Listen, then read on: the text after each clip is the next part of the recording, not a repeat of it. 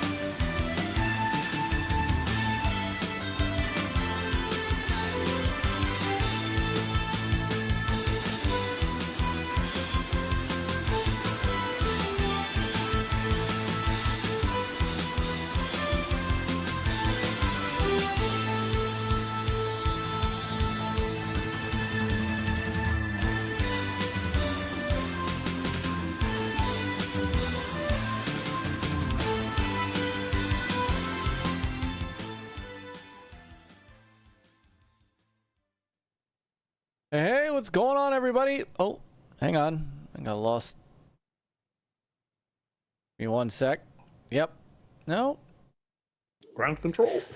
Yeah, I lost, we lost Ham's microphone. We lost his camera. Actually, I think we lost him. I'm still in the Skype. Well, what happened? Hold on, let me try calling back. He's not in the call anymore. That's weird. What's going still see him on, though. everybody? Do you? I don't see him. Ham, wave. What still the? here. I don't know if you- What I the don't know if you can hell's hear us. going on? Hang on, let me see if I can. Did it pop me out of the? Never mind. Oh, there it is. All right, sorry, it popped me out of the call for some weird reason. Huh. So. Well, hello. Well, all right, Well, good MAGG, get on, jump on, let me know when you're on Skype. I will get you into the call. All right, welcome everybody. It is Tuesday. We are, and I've got God, I'm always so unready for this. There we go. This happens when you've been on vacation. This is it. Vacation has nothing to do with You're like, this is consistency. This is me. Yes. This is about 48 years of gaming dust to you. Too many buttons. Too many buttons. And you know what? Y'all would lose your mind if one day everything was perfect on screen. Because then you'd think something was actually wrong with me. Yeah, I know. Brother Ham is in the house tonight, and just waiting on a late arrival of great brother MAGG. So just waiting to see him online so I can get him in. But Ham, what's up, brother? You've been busy today. I have been Just a little bit busy. Just a little bit busy. I've had maybe a little more fun than I probably should. But I tell you what, I am not. I do not for 1 second regret it. It's been a day that, you know, it's not just like hurrah, we got Activision. It's just like I want to see Xbox walk without going backwards, like walk forwards and continue to walk forwards. It's like when you're watching, you know, the kiddo, like when you're watching your kid or another person's kid walking, and you're just like, you got it. Take another step. Keep going. And it's just like, how many steps can you take before you take a misstep? And as of the last few years, it feels like Xbox takes one step forward and literally one step backwards. Not 2 steps forward and 1 step back, or not 1 step forward and 2 steps back. Just literally a step forward and a step back. So it's just like, it seems like they're going. So basically, no nowhere. progress at all. Yeah. Well, yeah, in a sense, because I don't want to say that last generation is like better or on par with this generation. I completely think that the internal piece for Xbox has been way better than they were last generation. Last generation, it just seemed like they came out with a full head of steam, had the wrong kind of, you know, PowerPoint for everybody to look at, and that steam just went south from the jump. Like, they started off high and it just went south. This time it seems like it started off just kind of mid and then went up quite a bit and then started to come back down in 2022. And then this year it was even projected last in 2022 that this should be a ridiculous, we were all saying it, this year for Xbox 2023, that has to be the year for Xbox to do something. We've all been saying it. We've probably been saying it for years. We've probably been saying this is going to be our year since like 2020. But like finally we've got it right. It's like this is the year that we're actually proud of. Yeah, we took a step back at a point during this year, but we came out with Hi-Fi Rush looking good. Took a step back with Redfall. Took a step forward with the showcase, in my opinion. And right before that showcase, they tried to muddy up the shoes, right? Because they with the CMA said no, right? Well, look who's bending the knee now.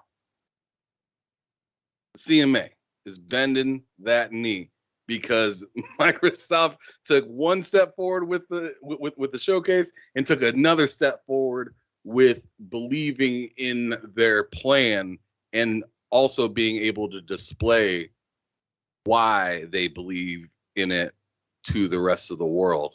And there's only been a couple sticklers, but it didn't matter. They showed why they literally showed why it didn't matter and why they will be better with something like this. So I'm excited in so many facets. I mean, that's just one reason why I have like 5 others, but let's get around to the rest of the people that are here. I'm just doing the introduction right now, and I just can't even. Like I'm just excited. Yeah, we did it. Like you just jetted right to the topic. Right to the meat and potatoes. Yeah. Right to the meat and potatoes. No, haven't you watched this show before? I'm bad with small talk. I'm bad. I Yeah, love my that friends shirt. small though, talk. Talking to big talk really fast. That's all right. That's all right. But I mean, other than that, how is everybody's? How was the weekend? How was everybody fare last week? With, I mean, I know where I was. I was on a boat. Not the Titanic. Not the Titanic. No, something that was. I think they said that boat was 3 times the size of the Titanic. Yeah. And the That's one they've insane. got launch. Well, they got one launching next year that is supposed to be 5 times as large.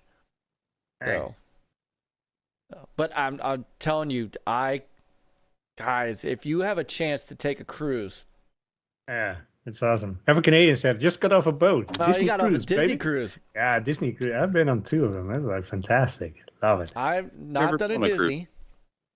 Not done it. It's an experience, and I'm just gonna give them a huge shout out, man. Royal Caribbean, God, they know how to take care of their guests.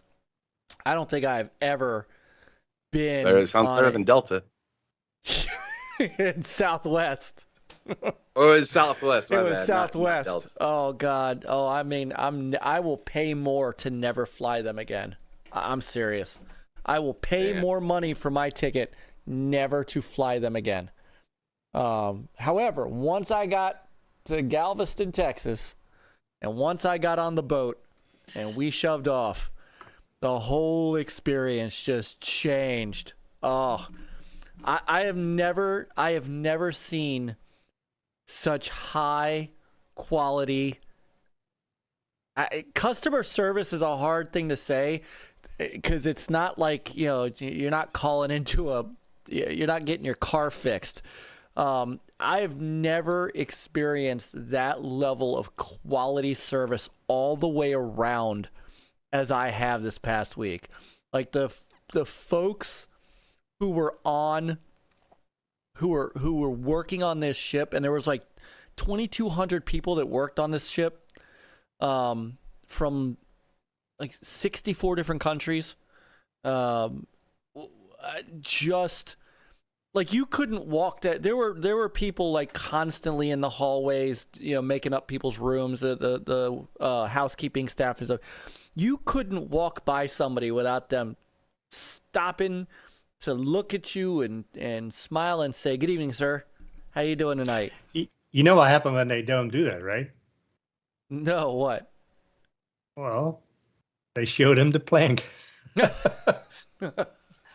Oh my goodness. They drop them off on the mainland Honduras. Like, hey, you swim back to shore. Oh man. To a TikTok challenge. But I'm serious.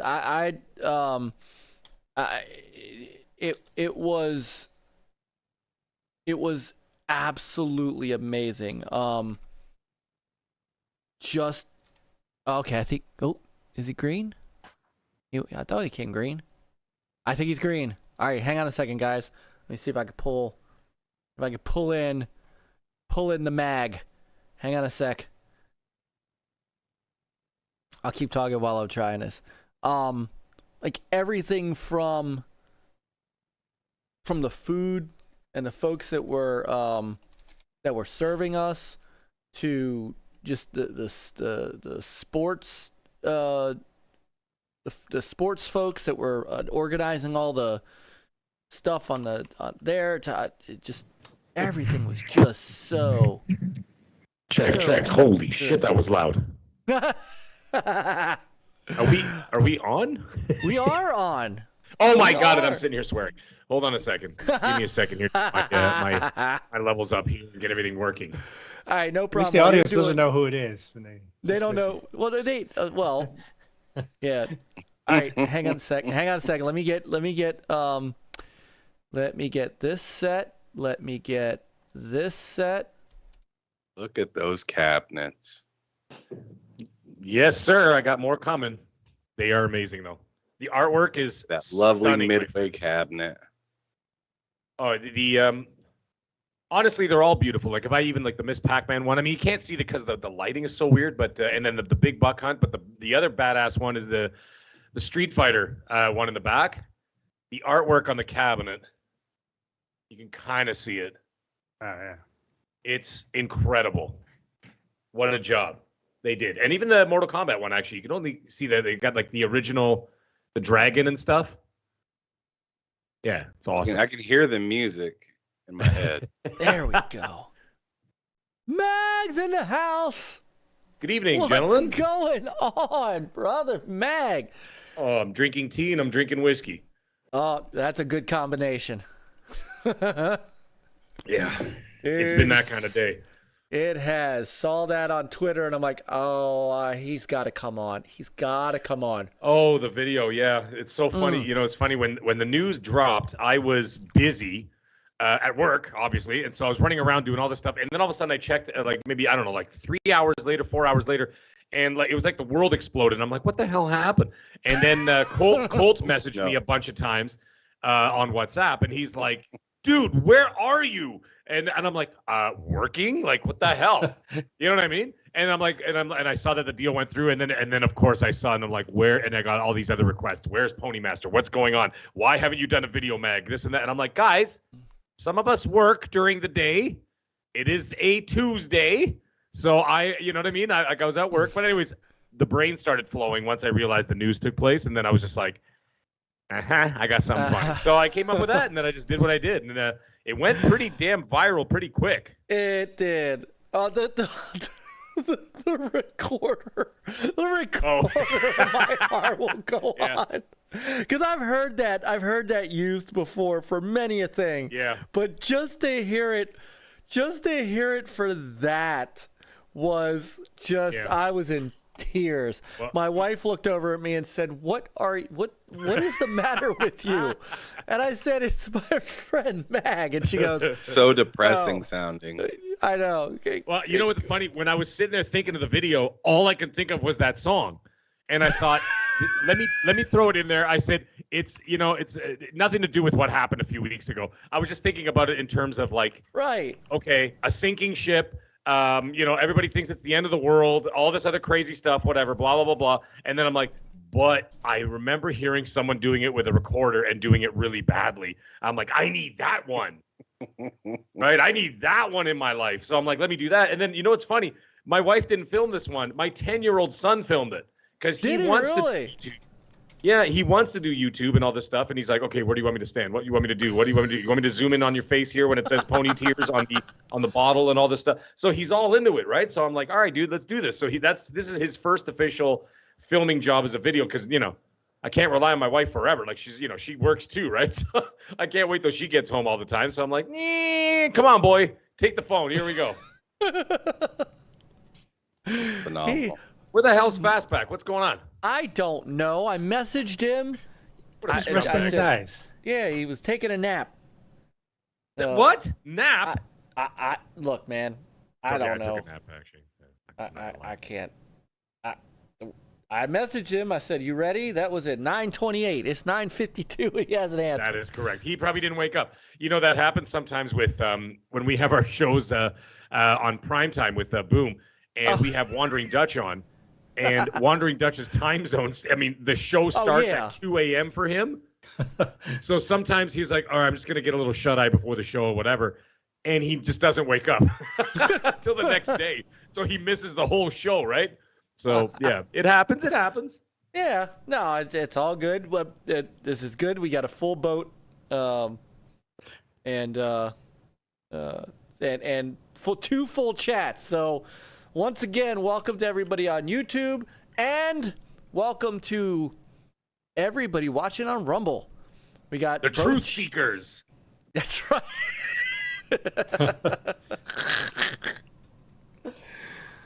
Or at least the gaming show that we have on there. And he sips his whiskey. So, and as you can see, we once again have both chats combined. So welcome to brother Born, or cousin Born, brother Nate, and Surat, brother X is in the chat, brother Brian. Myke almost had his planes, trains, and automobiles experience to get to his ship. Yes, that was not fun. Brother Sean's in the house. Brother Sean said he is here because we are going to talk about, he said, I want to be honest. I'm here because you're going to talk about Microsoft closed its Activision Blizzard. He's not here for anything else. Not for the entertainment. No, he's only here because we're going to talk about that. That's okay. Brother Vinny Zero's here. Brother Back is here. Dreadpool with a $2 super chat. This is not day happening, number 2, Dreadpool. getting the MAGG to say felching. Okay, fine. I'll say. And you know what? I have more of a stomach for it today because I've had a drink of whiskey here. But listen, felching is the most disgusting thing on earth. Dreadpool, you should be ashamed of yourself. I'm going to speak to your wife about this, okay? She should not allow. First of all, you're spending her money, by the way. You gave $2 to Noof yesterday, another $2 today for this. You know, that could have gone to, like, your kids' lunches or something. Just putting it out there. Sorry, Myke. I'll donate the $2 instead of Dreadpool. He upsets me, but making him to say that word. Oh my lord! And We won't get EverCanadian's into in the it. house. This is definitely a story I need to hear. And brother Ugh, Driz is no, in the you don't. house. Brother X says this is one of those days I wish I was on the show. You're the one who has you're the one who has to work at night, man. Oh my goodness gracious! How have you been, Mag? It's been a while. I've been incredibly busy. Doing well. I mean, obviously my career and everything else. So there's that. That's been crazy, wild, whatever. And then of course doing the shows with Colt. Yep. It's a lot of work. I got to tell you, when it's just two guys, and we're trying to keep the intensity up, and we're hitting close to 2,000 live viewers and whatever else. It's exhausting. You know what I mean? Like, it's exhausting. So you can't just sit there and have a conversation because it's just they want more. Everybody wants more. So it's like every time I'm done, I feel like I just did a 2-hour Broadway show. I'm sweating. You know what I mean? It's wild. But anyways, I do that. Of course, I'm still doing Boom Show on Wednesday nights, and then I'm doing my video content and everything else like that, and then just doing random things here and there. I do the Pony Master stuff. I've been doing cooking stuff, whatever. I've been playing a hell of a lot of games. However, not a lot in terms of quantity of games. I told Colt about this, and I had tons and tons of DMs about it and people talking about it, saying, Mag, this is the way to go. This is my new philosophy on gaming, all right? What I'm going to do, I don't care what games are coming out. The FOMO is now gone. I'm reaching a new level of Kung Fu Zen where I'm not going to think about it anymore. I'm going to be no, I'm going to finish my backlog before I buy a single game or get into a single other game. I'm not touching anything else. I will sit there. For example, I've been playing Jedi Survivor for 4 weeks now. Mm-hmm. I don't care that Diablo 4 is out. I don't care that Street Fighter 6 is out. I'm not going to touch them. I'm going to finish that game to get 100% on it. And the other reason why is because what I want to do is I want to get everything out of the game. For example, if you think about the developers put literally thousands of hours into these games, right? So my philosophy is I'm going to milk it for everything they got because, for example, you'll find little nuggets and interesting things and ideas and little stories and side things and whatever and Easter eggs that you would never notice unless you explore every aspect of the game and everything that they had intended for you to experience, right? So that's my new philosophy. So that's what I'm doing now, and I love it. And so now, I would say I'm about 2 to 3 days away from getting the 100% completion on Jedi Survivor. Then I'm going to move on to Dead Island 2 and Dying Light 2. And then I'm going to go back and I'm going to go get the Platinum Trophy on, what the hell is it called? Ghost of Tsushima Director's Cut, because that was on PS Plus. And then I'm going to go play Call of Duty Cold War on PlayStation. I already got the 1,000 of 1,000 on Xbox. So I'm going to go back and get the Platinum on PlayStation because they gave it away for PS Plus as well, right? So I'm going to do all that. And I'm not going to touch anything else until that's all done. Now, funny enough, after today's news, I don't have to buy Diablo anymore because eventually it's going to get into Game Pass, right? So I'm gonna play that then. Street Fighter 6, I'll get it when it's like 50% off because it'll be 50% off in a couple of months. Fighting games go down fast in price. Starfield, Yeah. I know this was a bone of contention for a lot of people. I said, I'm not touching Starfield until I'm done all those games. I don't care if I don't play it till January. I will wait. And I'm going to do it methodically. And I'd rather play 7 amazing games a year and get every ounce and squeeze every ounce out of those games as opposed to playing 25 games and ripping through them like a locust in a cornfield. So that's what I've been doing. that is my method of playing, with the exception of Exoprimal, because I wanted to try that out while it was still in beta. I had concentrated a lot on Jedi Survivor. Of course, then Peter and I had been playing. We were playing Dirt 5, and we had to try Need for Speed. The hell Need for Speed was it? I don't know. Yeah. Need for Speed 10 with Vin Diesel, whatever. Oh, I remember that. Yeah, Unbound? Was that what it was called? Yeah, Unbound. Something like that? Yeah, that was... Oh. Yeah. Like I'm playing Dead Island 2 with my wife here and there. Like we play once a week or whatever, right? That when our schedules line up. Like we haven't shared days off in like 15 years. So I mean, other than vacations, right? But so like once a week we'll get into Dead Island or whatever. So there is a bit of mix there, but I don't like to mix my games because I forget which controls are which. It drives me nuts. And the other thing is I'm like, you're pressing left bumper and nothing happens. I'm like, oh right, that's the other game. Yeah. The other thing is that I try to do I try to do that because I like to focus on the one game because I like to be enveloped into the story and the atmosphere of the game. I don't want to be like at a buffet just nipping at all these different little things. I want to have the main course and just sit there and finish it, and then I want to get through it, right? So, but Dead Island, I've been like tinkering away at it. But when I'm done Jedi Survivor and get that 100% completion, then I'm gonna go back and I'll do Dead Island 2 proper, right? So, but yeah, there's no rush, man. There's no rush. Well, the games are Like, gonna be there. Dead Island 2 is so much fun in co-op. Yeah. Oh, it's a great game. It's hilarious. It's a great game. Yeah, it's a great game, man. I love it. It's a great time. But yeah, it's just I don't see the need for it. Like I said, and I know a lot of people, like I said, they were upset with me when I said I wasn't playing Starfield right away. And I'm like, it's not that I don't want to. I'm just not going to do it until I'm finished those other games, right? So that's kind of how I feel about it. I don't know. That's just me. Maybe I'm nuts. Who knows? No, yeah, you're nuts. Yeah, I know. Thank you, man. Thank you. You're nuts. I mean, everybody else might be but no, you're nuts. But I tell you what, it's your money. Well, you see, So that's the thing. who am brother. I to say anything? That's the Other thing, than brother. you're You know nuts. how many guys I see buying $80 games, $70 games, $100 games, and then they just shove them into the backlog, right? And they're buying them and they're buying them and they're buying. And I'm like, what are you guys doing? You're just buying them and storing them, buying them. Like, what are you, Tony Stark? Buy it, store it. You know what I mean? Like you're not even playing it. I know guys who bought Diablo 4 and they're like, well, the FOMO, everybody was talking about it. I'm like, have you played it? It's been a month. They haven't even turned it on. And I'm like, well, what was the point of paying $80 for that? And if you didn't even touch it, you might as well just have waited. And you know how the deals come. You get the Xbox summer sale, you get the PlayStation summer sale, you get the Steam summer sale. You know what I'm saying? And then by Black Friday, you get another deal. You know what I mean? So by the time you actually get to those games, you're already reaching those holidays where they have those discounts. You get it for cheaper, man. And then like it's I don't know. Like I said, I'm not telling people what to do with their money. I'm just saying. No, I'm right there with you. Immortals of Avium was a game that I was super duper excited for. Right, first game from Ascendant Studios.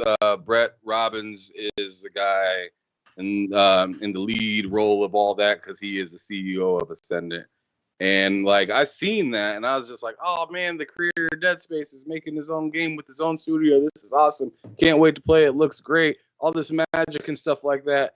Oh, it's coming out at late July. Perfect. I got a whole month to play it before Starfield. Let's go." And then it's like delayed a week until a week before Starfield, and I was like, "See you next year." Right? Yeah. You know what? I'm not gonna buy it and have it sit. Exactly. So what's the point? Because at that point you realize that you're going to be playing Starfield. That's obviously what you're going to spend your time on. So why buy anything between Starfield right before Starfield and after Starfield. You might as well just wait. Yep, the next thing I'm buying after Starfield's probably gonna be Spider-Man. Well, yeah, and Spider-Man, and that's a few there's months Spider-Man down the road, you know. Like I would get Call of Duty because it's not a FOMO thing with Call of Duty. Like when you want to play with the community, that kind of thing, you kind of don't want to miss the boat there because, you know, for that first month or so, everybody's on there playing and your friends are on there. You know, when you dip into those games by like January, everybody's gone. You know what I mean? Everybody's off doing their own thing. I'm surprised you didn't say the same about Diablo, because Diablo is one of those games where it's just like, man, it takes so long to get through the like initial race. Right. And then sometimes like the normal thing that is all these like seasons that happen, you have to restart a character and stuff like that. I think getting in right at the beginning of a season sounds good, but other than that, it's just like, man, like, do you want to come in 2-3 months into a season and your buddy's at 50 and you're at 2? Yeah, that's kind of a thing. Or else, you know what, I would probably just play it solo until I was at a point where I was. Fair enough. Yeah. You know what I'm saying? Like I'm at a point where I'm like, okay, I'm a 50, I'm a 60, I'm a 70, whatever. And then I jump into that pool and say, okay, I'm ready. So, you know, whoever's out there want to play, go. And, you know, the thing is, you know, I think we're lucky. I think all of us here on this panel are lucky at this point because we've all reached that level of, you know, of like, you know, people's public knowledge of us, that there's so many gamers out there. So, I mean, you could even just send out feelers like on Twitter or whatever, be like, hey, listen, I want to start playing, like, you know, I want to start playing Diablo. Does anybody want to do it with me? You know how many people would message you, be like, yeah, man, I'm in. Let's do this. Let's, you know what I mean? Let's get in on this. And that's the great thing about having a community, is that you have that option to be able to do things like that, right? So you hop in their game and they're like, oh, get in the corner. Yeah. You know what's funny though? You know what's funny? Sometimes I don't know, like some random dude will go like invite me to a chat and I'm like, do I know this guy? And I'll go in there, I'm like, hello. And I'm like, hey man, what's going on or whatever. And then all of a sudden you hear like 15 guys going, is that MAGG? That's not MAGG. Is that MAGG? Is that MAGG? No way, that's MAGG. Is that MAGG? Oh shit, that's MAGG? Is that MAGG? And I'm like, guys, I'm just a guy. Like I'm not Harrison Ford, okay? Like let's just chill out. Like I'm not a big superstar. Like I'm just MAGG. But they're blown away that I'm in their chat. And I think that's like somebody be like, I'm just gonna invite this guy and see if he comes in. And we tried that with Phil Spencer a few times. It only happened once. But you know what I mean? We're just like, just invite Phil, see what happens. Right? But you know, it's you might get lucky on those ones. But yeah, anyway, the point is that we're all just in this community, right? So if you wanted to try something, someone will definitely jump in and be like, hey man, I'll help you out. I'll play the game with you and this and that. And that's the great thing about us all being connected, right? So oh yeah. Especially for a popular game like Diablo, it's just like you go to your friends list and it's like 30 people playing it. Right. At least. And let's be honest, with the news today pending, there's caveats we got to talk about when we get there, because I know everybody is on cloud 9, but you know there's still a little reality left. However, if all that aside, once Diablo hits Game Pass, there's going to be so many new people that are going to be ready to play that game. Nobody's going to have trouble. Sure. Especially, well, I can finally, you know, continue my journey after it got vetoed by Microsoft, because they didn't like the $30 deal that they put up there. They didn't want to honor it. Hey, and that's the thing. Like, you're opening up these games to a whole new audience of people who probably weren't either A, aware of it, or B, just didn't have the money or the funds to be able to, you know what I mean, to be part of those, be part of those games or part of those experiences. And that's a whole thing that's going to open up now. That's another thing. You know, you talk about when Call of Duty, and I'm not going to get deep into it, but when you start getting into Call of Duty, getting into Game Pass at some point, not this year, but certainly by next year, right? When it starts getting in, and that's another thing. Everybody's got to calm down. This stuff's not happening like tomorrow. Right. You know what I mean? Well, it's not like tomorrow, you know, what's his name? Kotick's going to jump out the window with his golden parachute and be like, Lina! You know? And, you know, I can't say what I was going to say. What's it called? What's his name? The guy from Hangover. Toodaloo, mother. You know, he's going to do that at some point. So, but that's not happening tomorrow. And it's not like Phil's going to come out and go, every Call of Duty is in Game Pass starting now. Like, it's not happening. So we got a while to wait. But the point is that when those games get in there, when the new ones get in there, those communities will last a heck of a lot longer because you know what I mean? It's available on a service that a lot of people can afford, and a lot of people who couldn't afford to purchase, let's say $80 to $100 right off the rep, will be able to, you know, get that subscription service and be able to play anytime they want. So you see that those communities will last even longer, right? That drop off will may not even happen as quickly as it normally does, right? That 3-month drop off in Call of Duty, after 3 months, the only people left playing it are the hardcore. Right? And I don't like playing with those guys at all.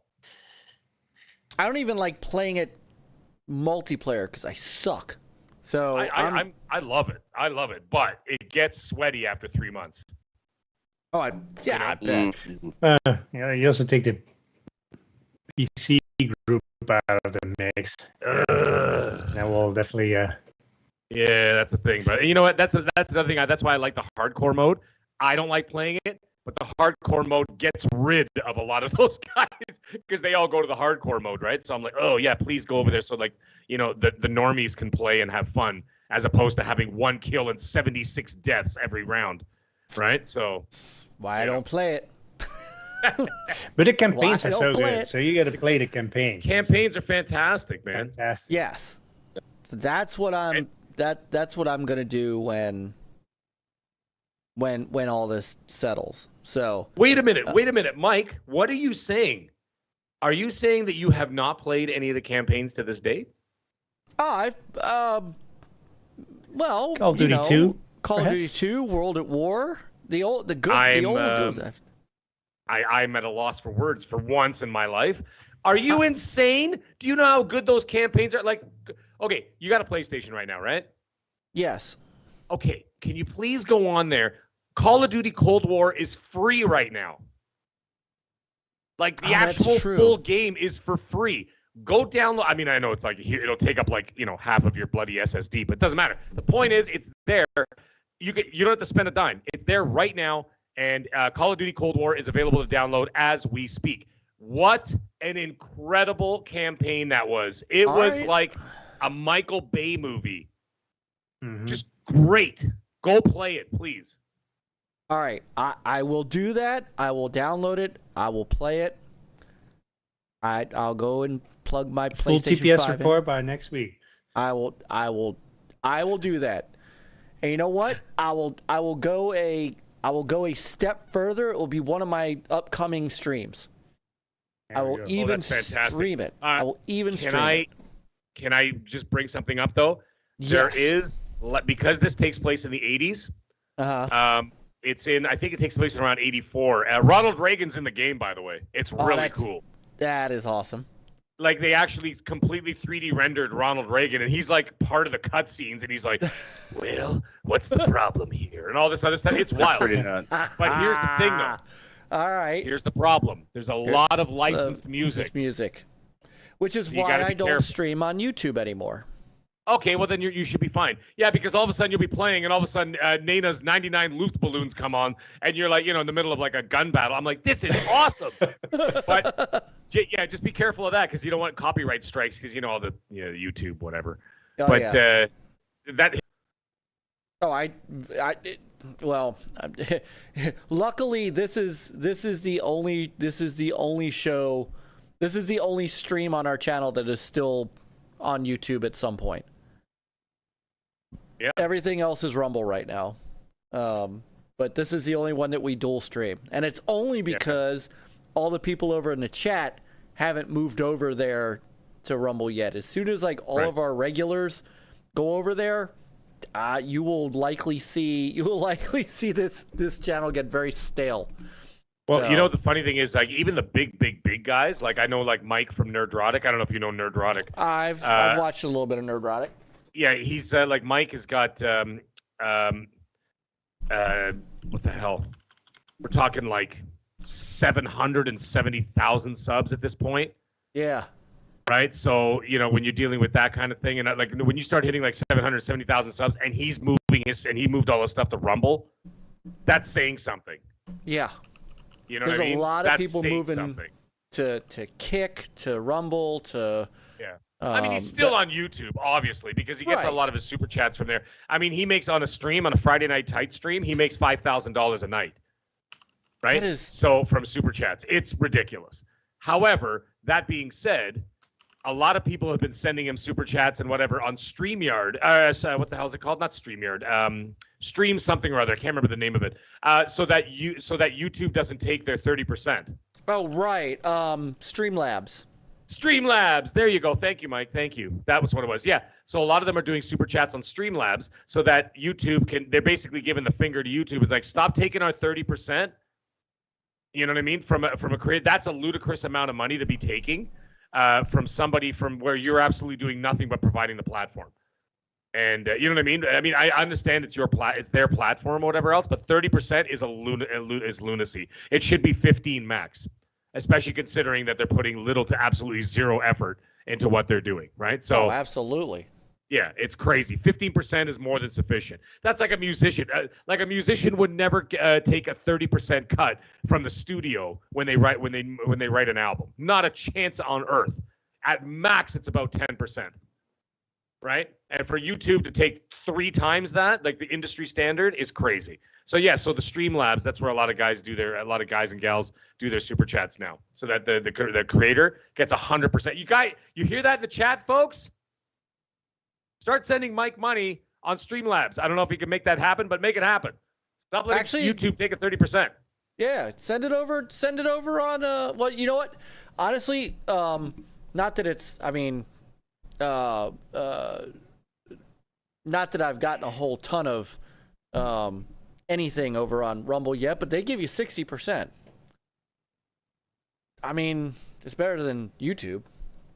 Yeah, that's great. So, hey, Drawn T, man, people are popping. It's now we're stuck. Everybody knows you're here, so now people are coming in. Silent Cypher is here, brother Cypher's here, brother Drawn T.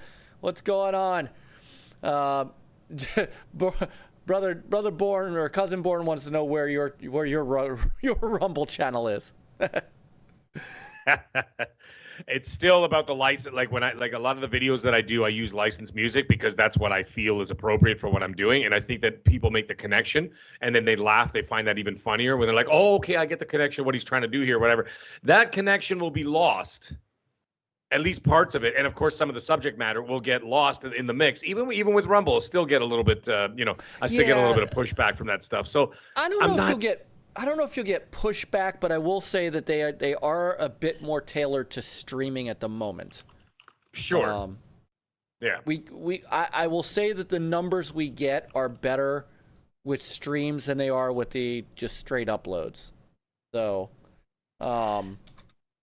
see, I'm at like right now on TikTok and stuff when I'm doing this video. Like my video was launched. What time is it now? 10:15. So four hours ago, I'm at 25,000 views already. That's insane. Right? So I'm just like, okay, well, what do I need YouTube for? You know what I mean? I'm okay without it. I mean, I'm on YouTube all the time. I'm on YouTube right now. I'm on YouTube with Colt. And he's got 160,000 subs, and we get anywhere on our live streams, we end up with anywhere between 25 and 50,000 views on the live streams. Not live, I mean, but like over time. Yeah. Oh yeah. And whatever. And I'm still on YouTube, and the same thing with Boom. I'm still there. We're anywhere from like 6,000 to 10,000 to 12,000 views per stream. Still on there, but like for me personally to do my personal content, I won't do it there. So I mean, that's just me. And that's just for now. We'll see how it goes, but And I'm not there for the money. Like, I mean, like it's not about the money. Like, I've seen guys kill themselves to do all these kind of things, and they make like, $4.80 a month. Like, what? You know what I mean? What are you doing? Like, I mean, I understand, like, a lot of it's not for that, but why even put in the effort there? I'd rather just put it out on other social media platforms and just, get my vision out there however I see fit. Which is exactly the way it should be. Quick shout out to TJ for $2 super chat. He says, "Us Xbox bots eat like kings, and ponies cry." Oh my goodness! Oh. By the way, brother Ham, what have you been playing lately? What have you been up to? I've been playing a lot of different stuff, really. NFL 2K5. on my OGX. I've seen those videos, my man. Oh, yes, that is I still love the that GOAT. game. Still the GOAT. Yeah, it's still the best football game. And then I've also been playing some Red Dead Redemption 2. Oh. That game is always great. And I've been running through the Max Payne series, beat 1 for the second time, but in 20 years. Wow. So I previously owned that game on PC when I was a kid on my Gateway Windows XP computer. You remember those things back in. So yeah, I really like me some Max Payne, but I beat Max Payne 1, 2, and I just got done with the stadium area. If you're familiar with Max Payne 3, so I just got done with that. But other than that, I've been playing some Halo as well. There's this game, I don't remember what the heck it's called, but it's very similar to Vampire Survivors. But I don't remember what it's called. I've been playing it on Steam. I can't remember the name of it. Jedi Survivor as well. I mean, I'm all over the place when it comes to video games. Like, I wake up and I want to play a different game than I wanted to play yesterday, and that is kind of my issue. But I slowly tackle a bunch of different things that I want to. Yeah, that's what I've been playing. All right, that works. And I know, Peter, you've been racking up the. I saw some. Did I see some Sniper Elite earlier? Yeah. Nate and I, we just started Sniper Elite, the second season. So that's our it's a little pleasure game. Played like the first one we played like on the easy mode just to get all the collectibles and stuff, and then we switch it to the hardcore sniper elite mode, and somewhere serious. And but yeah, I've been playing Saints Row, the remake. Just rolled the credits tonight to finish the main story.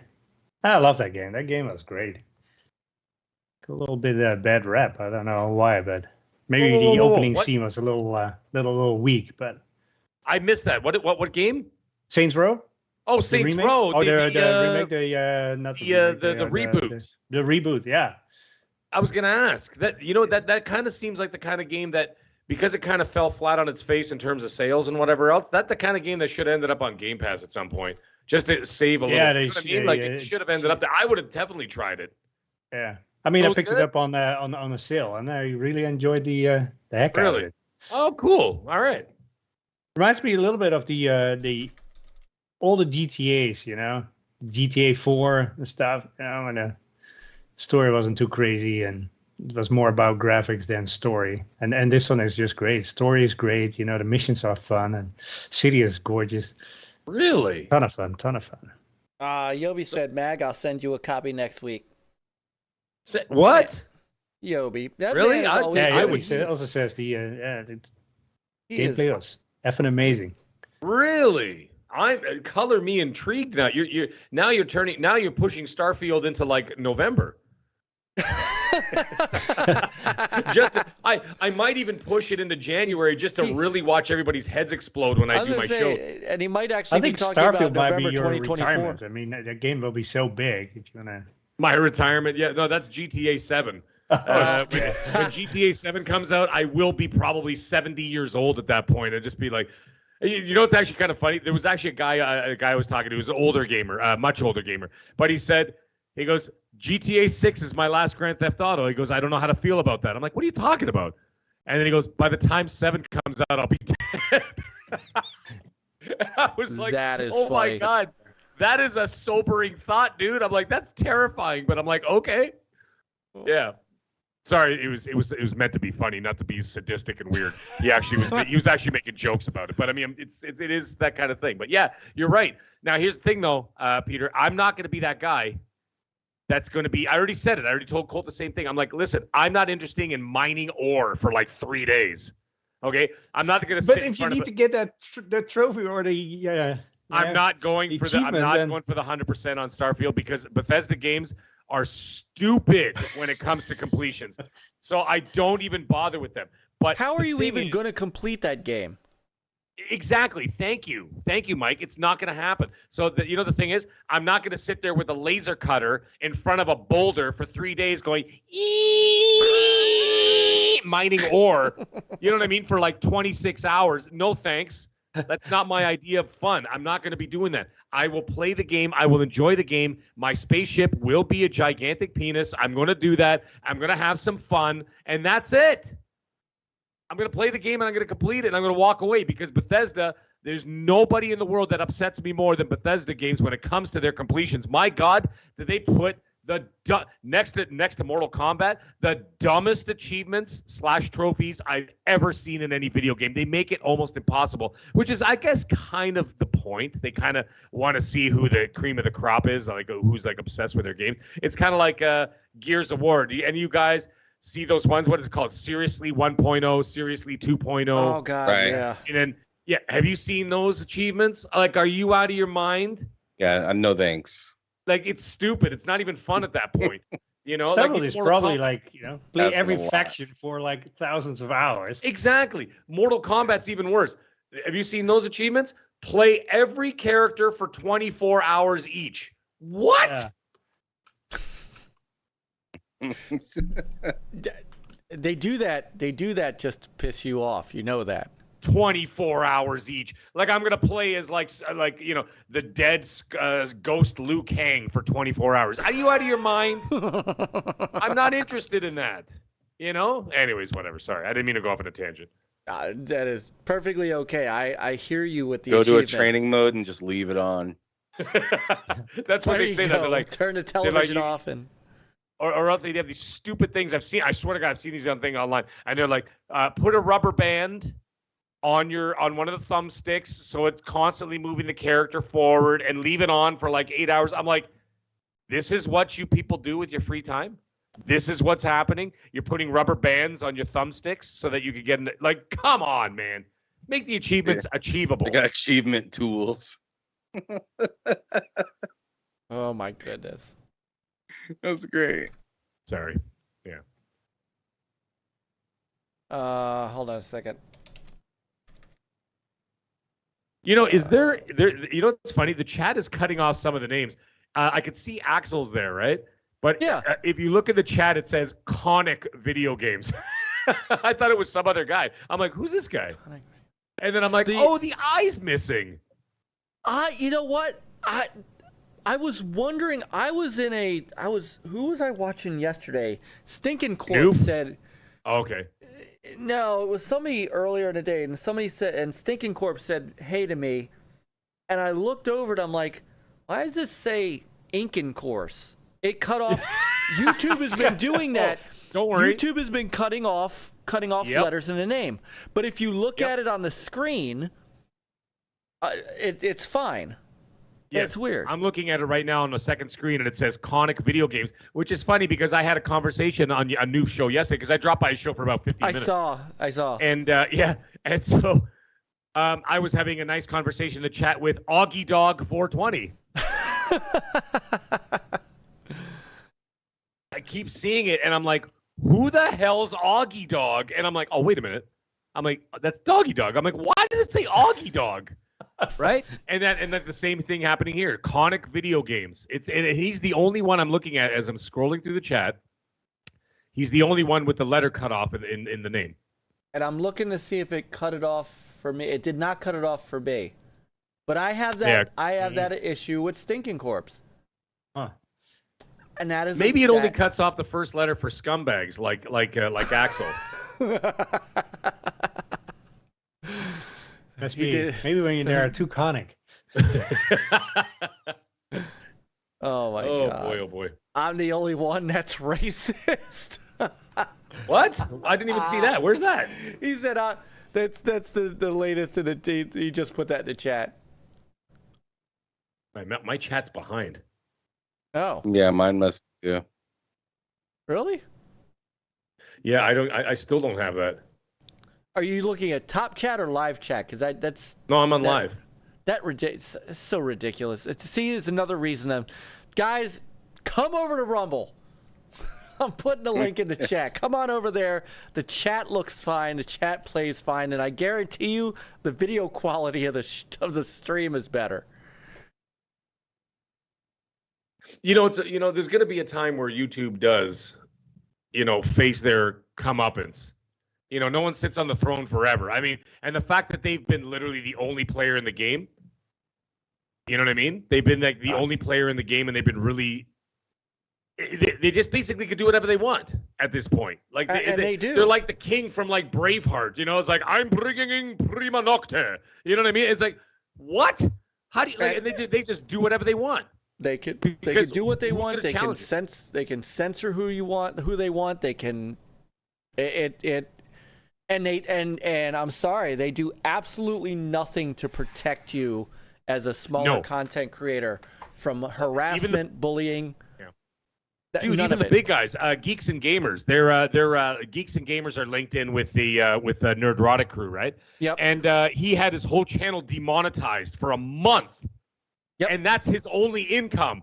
And they fixed it, thank God. They fixed it, and they literally had no explanation because you know what ended up happening? It was the 4th of July weekend, and bots took over, right? We're running YouTube. Bots took over, and they completely misconstrued something. And they said, oh, you're banned. You have to go and call and call and call and call. And then finally, a human being answered the phone.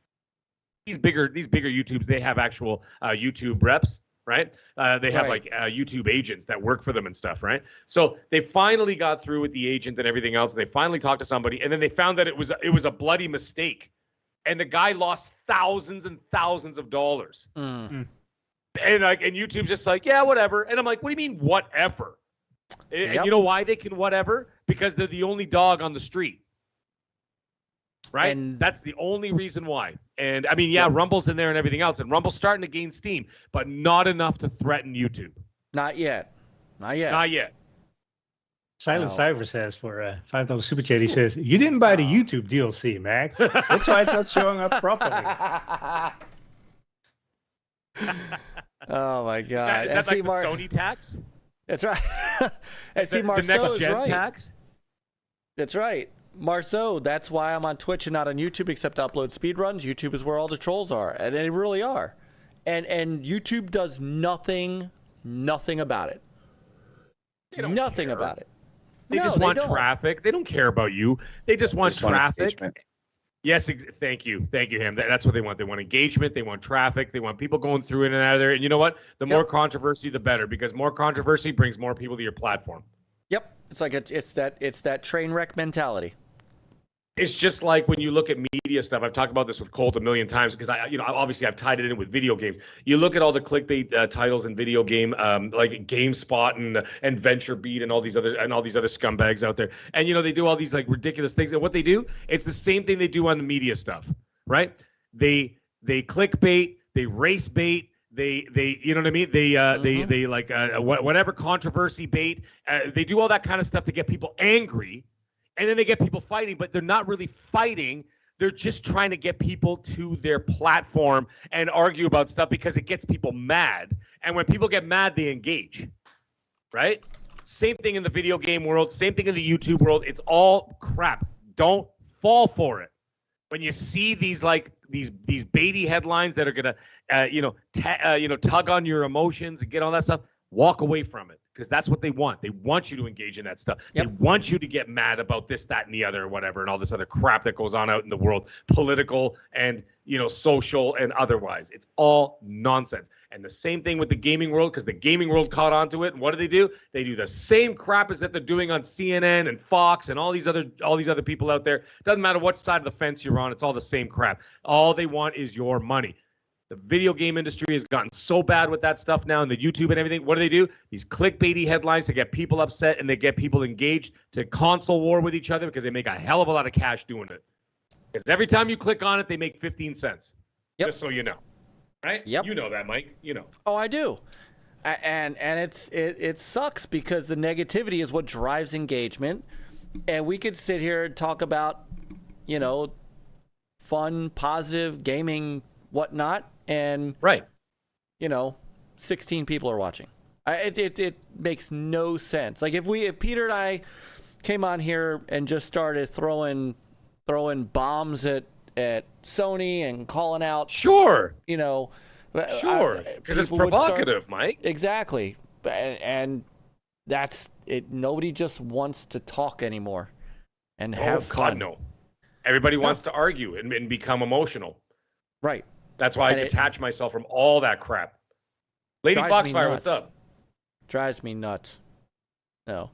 But I do want to, we do have to talk about this stuff tonight. I do want to get us moving on the topic. But I do want to also say thank you to everybody who is watching us on both sides of this, of the social media aisle. I do want to thank everyone who's watching us over on Rumble. If you have not already popped in that chat and said hello, please do so. And we're a gaming channel, so you know, don't come in and throw those weird ass links to other Rumble videos of alligators waiting to eat people. That's not. I don't know why you're here. Then, You're right. So, all right, take it away, Peter. Lina takes an L. Lina takes the L. Is it before or after she took the L? I don't know. Well, well, it's been a day, and some of you guys have already made content about it. This is our first run at talking about it, but I do feel like I obviously the news is good overall, right? So if you haven't heard, you live under a rock. The FTC, headed by Lina Khan, took another loss as Judge Jacqueline Scott Corley officially denied their injunction attempt to stop and block the Microsoft acquisition of Activision Blizzard.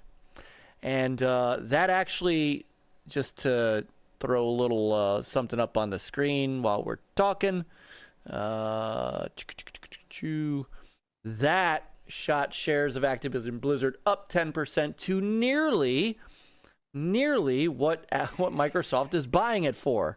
So they're buying it at $95 a share, and they hit a 52-week high, a year-long high of $92.1 per share. So this thing rolls through. Microsoft's at least going to get what they paid for. So that is an excellent thing. For reasons explained, the court finds the FTC has not shown a likelihood it will prevail on its claim that this particular vertical merger in this specific industry may substantially lessen competition, as she wrote in her decision. What I found hilarious, though, too, was she keyed in. The FTC they were so stupid in all this as to attempt to turn this into, well, this is really about the consumer, when she saw through that nonsense and knew this was all about Sony protecting the market leader. What I found hilarious, the FTC, and I just pulled this from a couple of places, the FTC has not shown that it is likely to succeed on its assertion that the combined firm will probably pull Call of Duty from Sony PlayStation, or that its ownership of Activision content will substantially lessen competition in the video game library, subscription, and cloud gaming markets, which was one of the things they were arguing against. But one of the things I saw in here that I just had to find it, that I thought was hilarious, was there was a, hold on, let me punch it in this way. Let's see if it's in here. I'm pretty sure it's in here. Aha! After the merger, consumers can utilize the cloud to play on the device of choice, including it is intended on the Nintendo Switch. Perhaps bad for Sony, but good for Call of Duty gamers and future gamers. I thought that was the chef's kiss on this entire thing, even though it's only on page 39 of this gigantic decision. It really was. That really was. That was a gavel moment in a document. Yes. That was the shot, and this whole paragraph was all about that. The FTC insists Microsoft's offer is simply insufficient. Literally, in arguing, it relies exclusively on PlayStation CEO Ryan's testimony, which was unpersuasive. Sony opposes the merger. Its opposition is understandable. Even I have said that. Through this entire thing, Jim Ryan is a jackass and should never be allowed outside of his home ever again to talk to anybody. But on behalf of what he was doing for Sony, I completely understood what he was doing. Sony had every right to say, I don't think this is a good deal. He said, I don't want this deal. But it's not. The problem is the FTC wasn't relying on him saying, but it's not anti-competitive, which blew their entire argument out of the water. So, but I love how Judge Corley basically tied the FTC to basically being Sony's attorney. And that, as we say down here, Mag, that dog didn't hunt. I love this line. Perhaps bad for Sony, but good for Call of Duty gamers and future gamers. You know?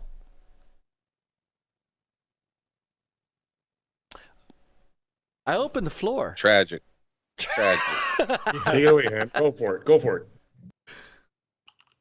All right. So, I mean, for the love of God, like if you listened to that, to any of those court hearings, it wasn't good. Like from the guy that Sony pretty much had, I forgot the dude's name.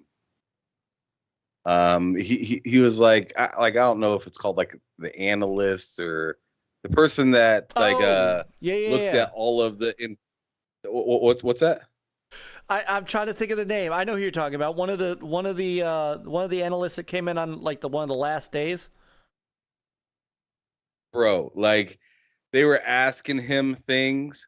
They were asking him basic questions that would take like 5 to 10 minutes for him to just jog around the circle without answering the question. Oh no! Like, okay, so it wasn't like where did you get the 20%? Was one of the questions was on there. Where did you get the 20%? And he was like, I don't know. Like I mean, you can only mentally think like you can visualize in your head mentally like this dude's just going through like notebook after notebook, like trying to figure out. He's like, I don't even know where I got this 20%. I don't know what to tell you. I just know I got 20%.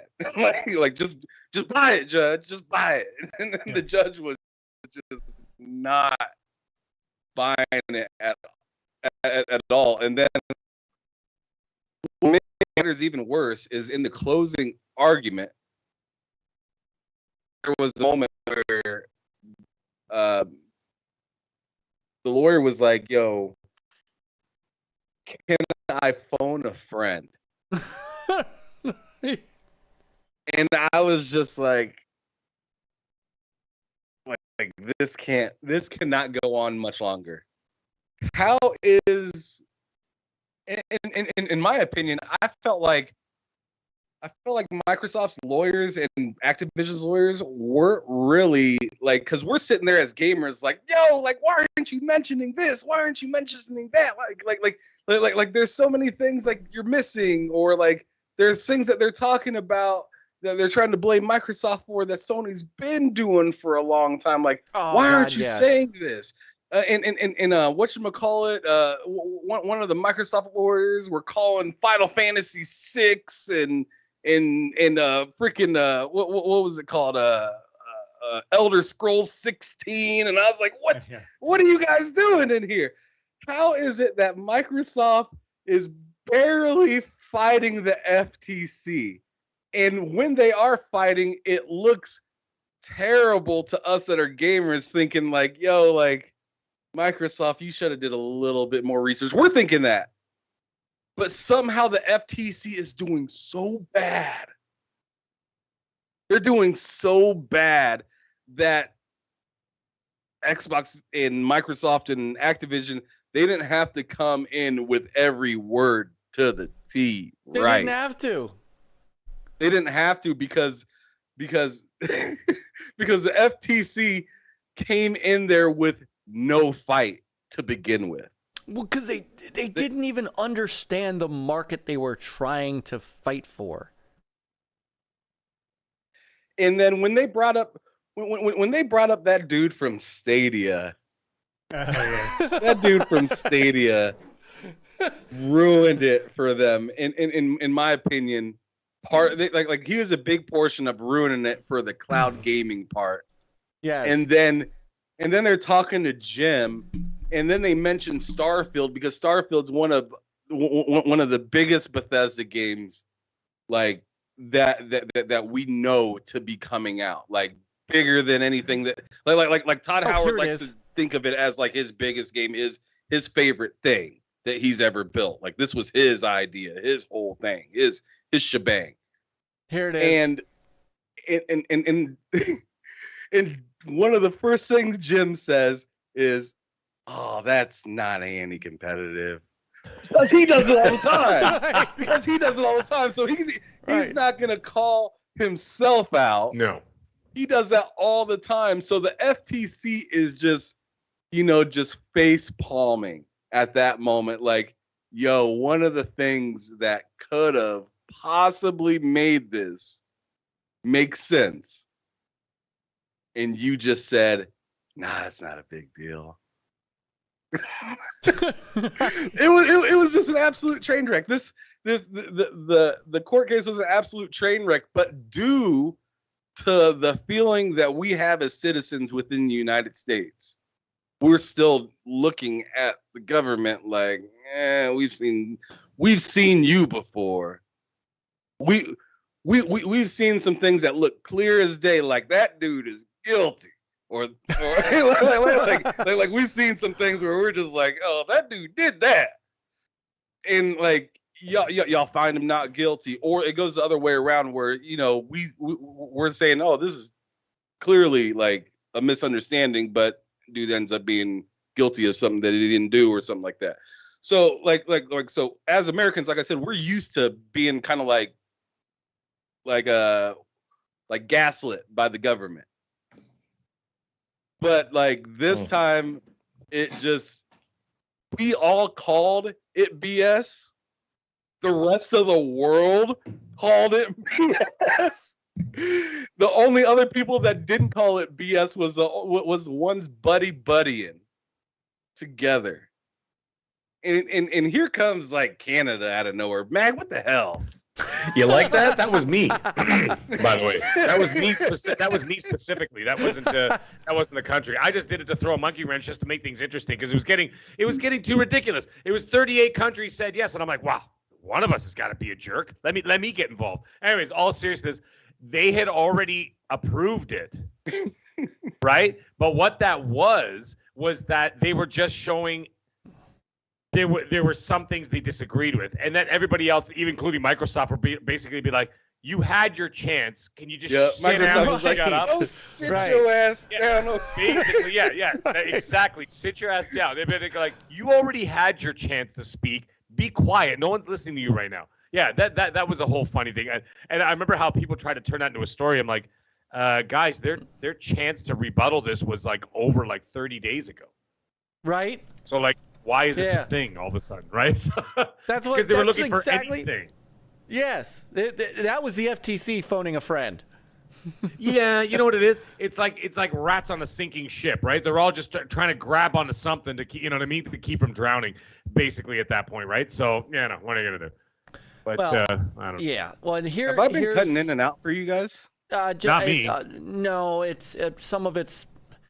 I'm having a little bit of issue going back and forth with browser. I got to figure that out. It's not you. It's my computer. Oh. No. Oh yeah, that's the dude's name. It was Lee. Yeah, Professor Lee. And I love Professor how Lee, because Back from the Dead in the chat said you should remember because he Back from the Dead put "Come on Lee" or somebody put "Come on Lee" in there, and it was in reference to Rush Hour, and I was like, that's so perfect. That's right. Come on. Okay, now I get it. It took me a minute. Yeah, just because you remember Chris Tucker always being like, "Come on, Lee." Yeah. That's fantastic. That's a good pull. That's a good pull. Hey, Back from the Dead. That's a hell of a pull. That is. Love. Yeah, but that's good. But this is, and she took this apart, piece by piece. Professor Lee's vertical foreclosure model and she put assumes in italics. Yeah, there's that 20% I was talking about. There it is. So with that, I'm assuming. So the 20% figure is not based on evidence. It's an assumed input. Just like I've been saying from day one, it's all speculation.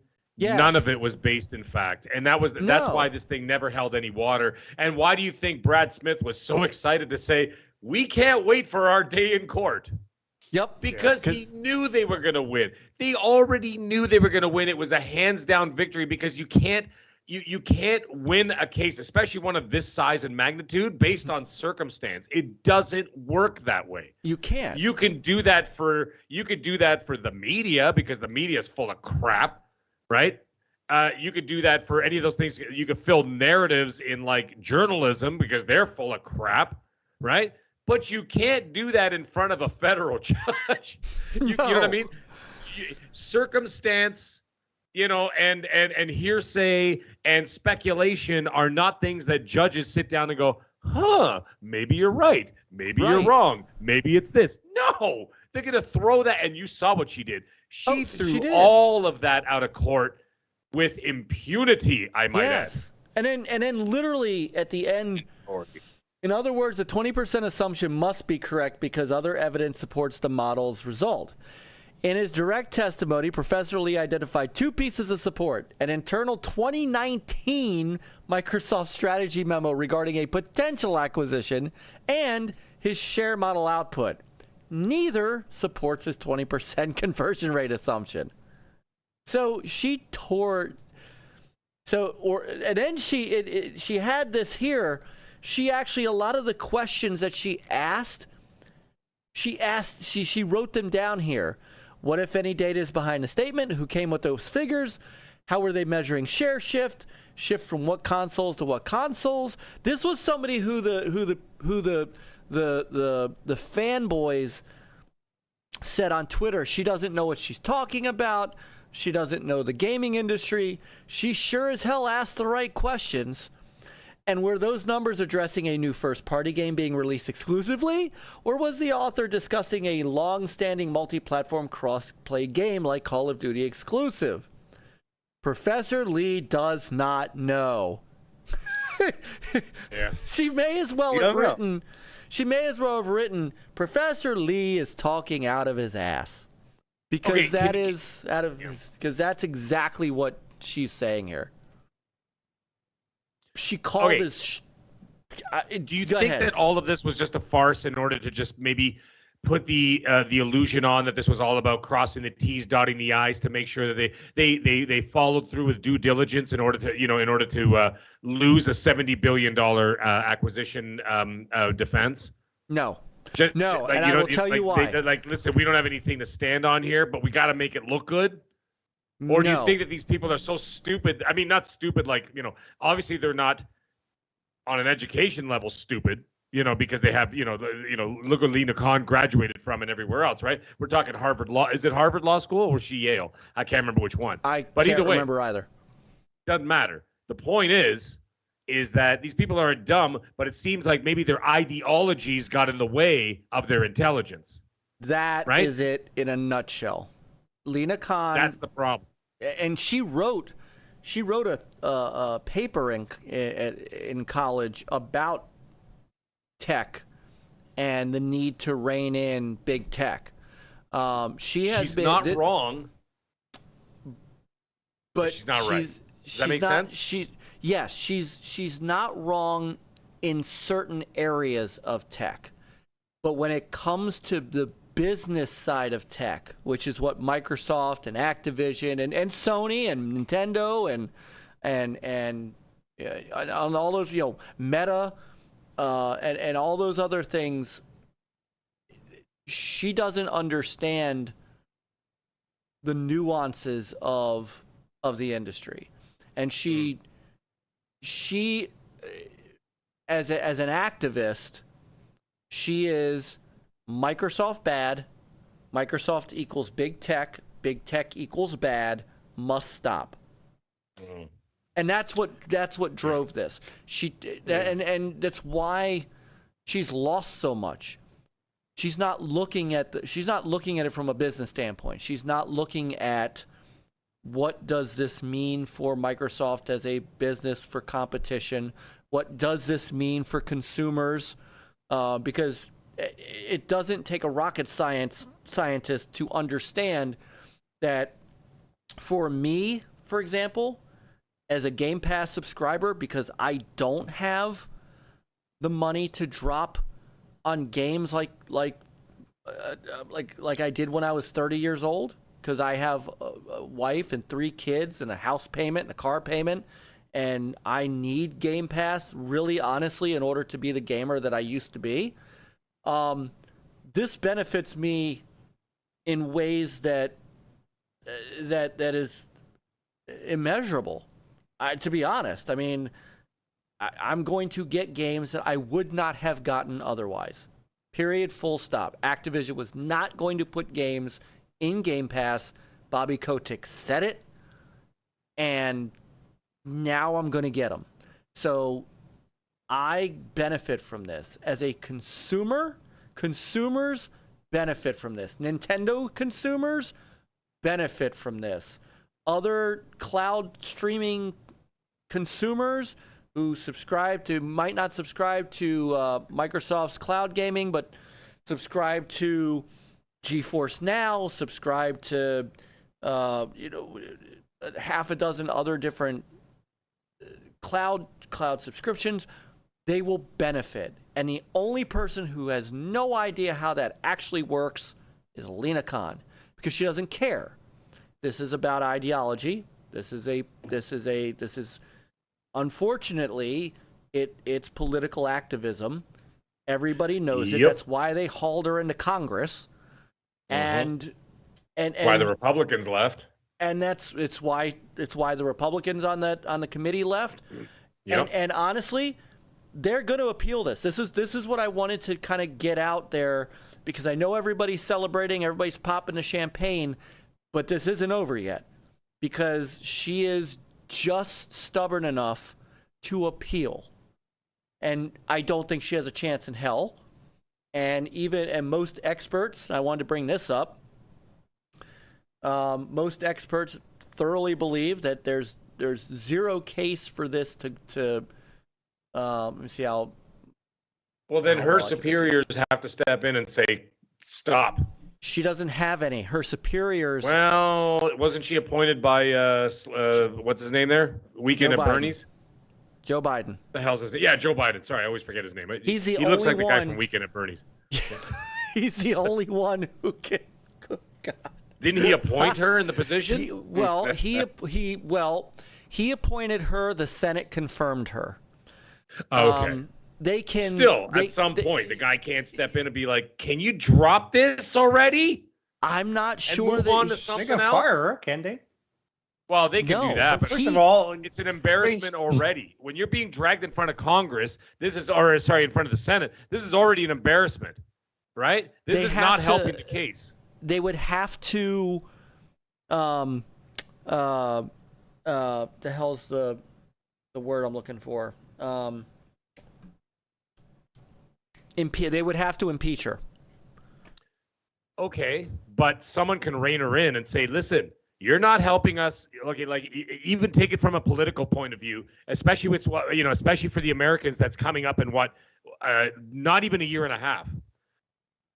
Like they're gonna look at this and Biden's gonna be like, yo, can you cut this out already? Like, you're just excuse me, every single L you're taking is putting another W in the pockets of Orange Man when he comes back.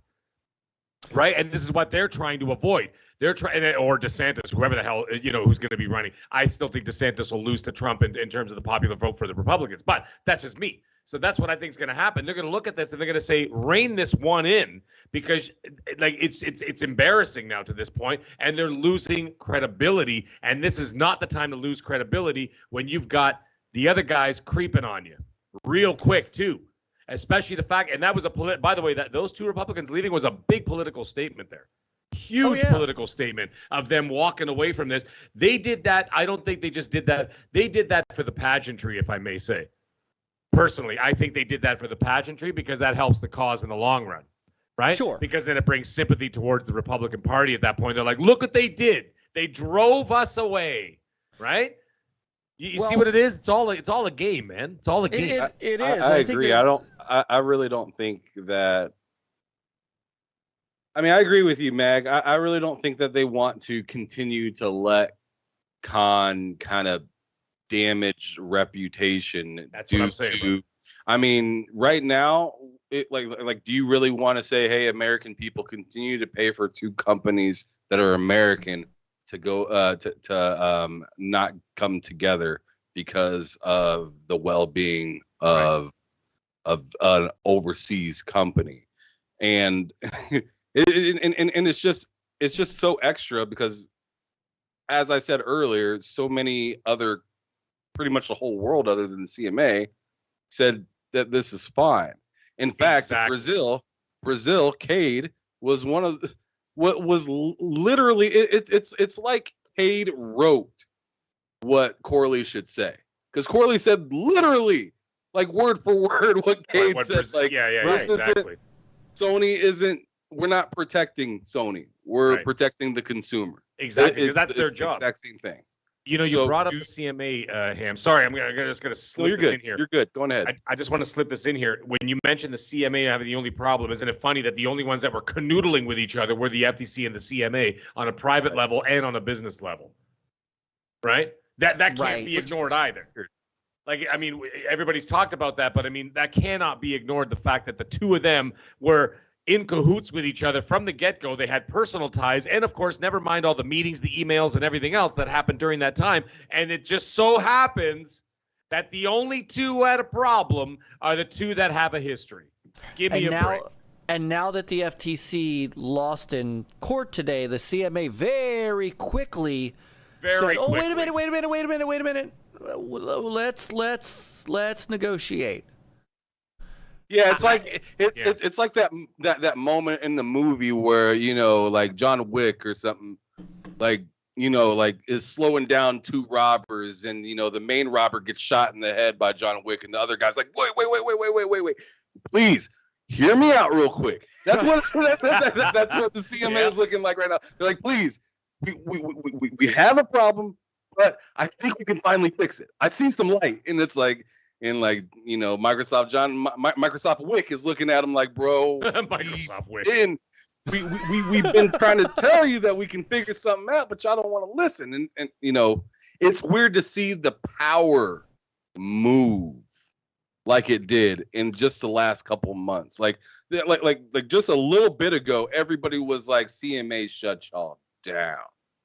Microsoft was down and out, and then on top of it, we had the stench of Redfall on top of it. So like everybody's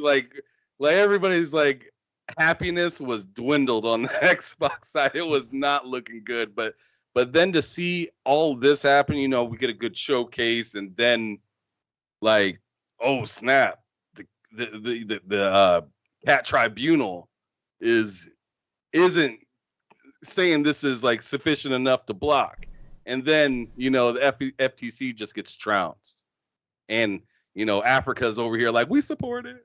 Yeah. Right. like it's just it's so weird. Just all of this movement is crazy, and it's crazy how fast it happens. You know what the thing is though, at the end of the day, and this is something I said back in this earlier in the spring when I actually said on Primetime Gaming, I think I said it on Cold too. I said this will all be done by July, that it's going to pass. So happened it did. The thing is, do people not realize that a $3 trillion company have the best lawyers in the world? Facts. Do you not think that you can afford the best in the world? Yes.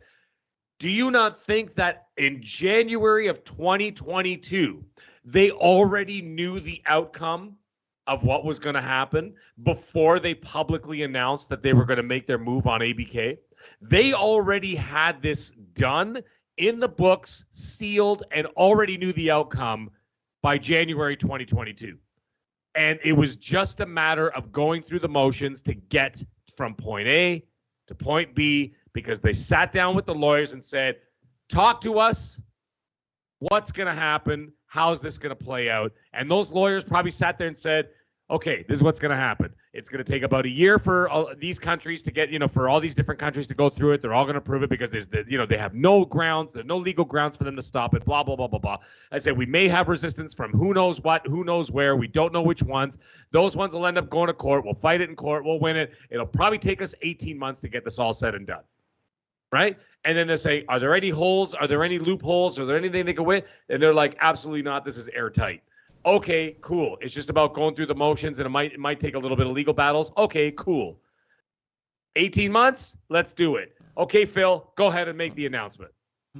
They already knew before a single word was uttered to the public. They already knew how this was all going to play out, because that's what good lawyers do. They can map out and then like 2 years in advance of what's going to happen, and they already knew. I guarantee you, they already knew. Maybe not the month, but they probably thought summer 2023 or fall 2023. This was already done. This is already in the bag at that point. And that's what I think. That's what I think it all. You know what I mean? And it just kind of happened that it just so happened that it was July, and it was just so happened that it was the Americans trying to stop the Americans. I would have probably thought the CMA. I would have probably thought the European Union would have actually had a bigger problem, to be quite honest, not the Americans. But then when I found that. I was only surprised. The only reason why I wasn't surprised is when I found that it was Lina Khan, and because of her political leanings, that I knew that there was going to be an issue. But if I were to look at it back in January 2022, I would have said European Union would have been the biggest problem. That would have been that was my call, and obviously I was wrong. For once, you hear that, honey? My wife. You hear that? I was wrong one time. The rest of the time, I was correct. Before we forget, we had a super chat from Silent Cyber. He says, yeah, because their whole argument was a theory of harm, not evidence of harm. I want to say something very, very well put. Silent Cypher said something else interesting when we were talking about how someone's going to rein in Lina Khan. He said, she's already being heavily scrutinized right now. There's no way they want to watch the shame spiral, right? Yeah. And it's true, because now you're just damaging the brand, so to speak, right? Well, so that's an issue. But what about the next case that comes along? That's might be a legitimate case that Big Tech is getting too big. I mean, it's like, hey, are you going to go for another loss or what? I mean, it's like, I mean, they got to fight. They got to fight certain things. I get it. It's part of the, they got to keep, they have to save face, and they have to put up a fight with some of these things. And you know what? Some of them are legitimate. Like, I don't like the fact, which is that there's nothing we could do about it now, which is unfortunate. But I don't like the fact that if I decide to sit here and talk with Ham about jeans, and all of a sudden I go on to Facebook or Instagram and they've got 25 advertisements for blue jeans, right? I don't like that. Right. I don't like that they're listening to everything I say. If I say, whatever, 9/11, I could be just talking about the bloody date. Okay? not what happened on 9/11 like all those years ago. I could just say the day, oh yeah, by the way, we're having a barbecue on 9/11 or whatever the hell, right? All of a sudden, I'm flagged now because I said those 2 words in one sentence, right? Or the other one from January, which no one's allowed to talk about, right? You know what I mean? Like you can't even say that word anymore. What the hell is that? That's my problem with big tech. Right. Not someone trying to help the consumer save money and trying to open up the ecosystem for more gamers. You know what I'm saying? So like that is the kind of thing that you should be upset about. That you can't say a date because that's considered dangerous. Right? Are you out of your mind? That's the kind of stuff. Or the fact that, like I said, we can't talk about blue jeans because all of a sudden 25 advertisements show up on Instagram and Facebook about blue jeans because I happen to mention to my wife or to him or to Peter or to you, Myke, and say, hey, I need a new pair of blue jeans. Mag, I tweeted pictures. I tweeted pictures during my vacation last week while I was in the Western Caribbean, and all of a sudden I was getting Spanish ads on Twitter. Right. Okay, can I ask you guys a question? Yeah, because I'm starting to think Google's starting to read minds. I think Google's starting to read minds, like actually read minds, like aliens. Let me tell you why. Have you ever tried to look up like a trophy or an achievement or something, and you're like, God, but this bloody thing is so hard. I can't find this last whatever. And then you type the first word. You're saying it to yourself. You type in the first word, but all of a sudden Google filled the sentence for you. Like, it's ridiculous. And it's like all of a sudden I'll be like, I need exotic seeds in, and all of a sudden it just puts a Jedi Survivor. I'm like, what? I never said that out loud. How did Google know that my brain was thinking about Jedi Survivor? That's the kind of big tech problems I have, where they're literally planting thoughts or like whatever, or they're interpreting your thoughts as bothersome to me. Well, it's only going to get worse. That's with AI. what Lina Khan should be fighting. Well, yeah. Well, her next, Peter, to your question, her next thing that she's going after is Amazon. Like she's turning her attention to Amazon. So, well, it's Scepter says Google's just that good. I mean, it's two pads tags says I keep getting ads for intermittent fasting. I think my phone thinks I'm fat and is telling me to start starving myself. Your phone's staring at you while you're sleeping like, look at this guy. He needs to intermittently fast. I'm going to tell him tomorrow morning when he wakes up. But here's the other thing, and I think there is... Go ahead, Peter. No, I mean, if you're good, you know what fights to fight. This was not a good fight to fight because this had no merit whatsoever. It's just fighting for fighting's sake. I mean, it's dumb on so many fronts. She's not picking and choosing her battles. She's just trying to battle everybody that's standing in front of her. Right. Which is basically the immature way of going about it. Well, yeah. But she also said, I don't think it's as much. I'll be honest with you. I think the folks who may shut her up before the election are probably the Democrats. The reason I say that is because who do you think Microsoft gives the most money to? Yeah. And that's not something they're going to forget. I don't see... Just like I think if the CMA didn't back off, there's a part of me who still thought that Microsoft was going to go, okay, we don't need to sell Call of Duty in the UK, and you can explain to your consumer base why. Mm-hmm. I think there's a vindictive part of Microsoft that would have done that. Well, it's not vindictive, Myke. I mean, when you're talking about a $3 trillion company, you don't get to that point by being nice. You step on necks to get to that level. Microsoft is not innocent either. Like all the stuff that they did in the 90s, absolutely, that was some pretty evil stuff, man. They snuffed out a lot of people. Yeah, Netscape Navigator is not a thing because of them. Absolutely. Right? They snuffed out a lot of people in the 90s. Well, philosophically and probably physically. But anyways, that's a whole other thing. Oh my God. But you know what I'm saying? I'm just hey, man, big money, big tech. That's what I'm talking about. We are on Rumble. This is okay.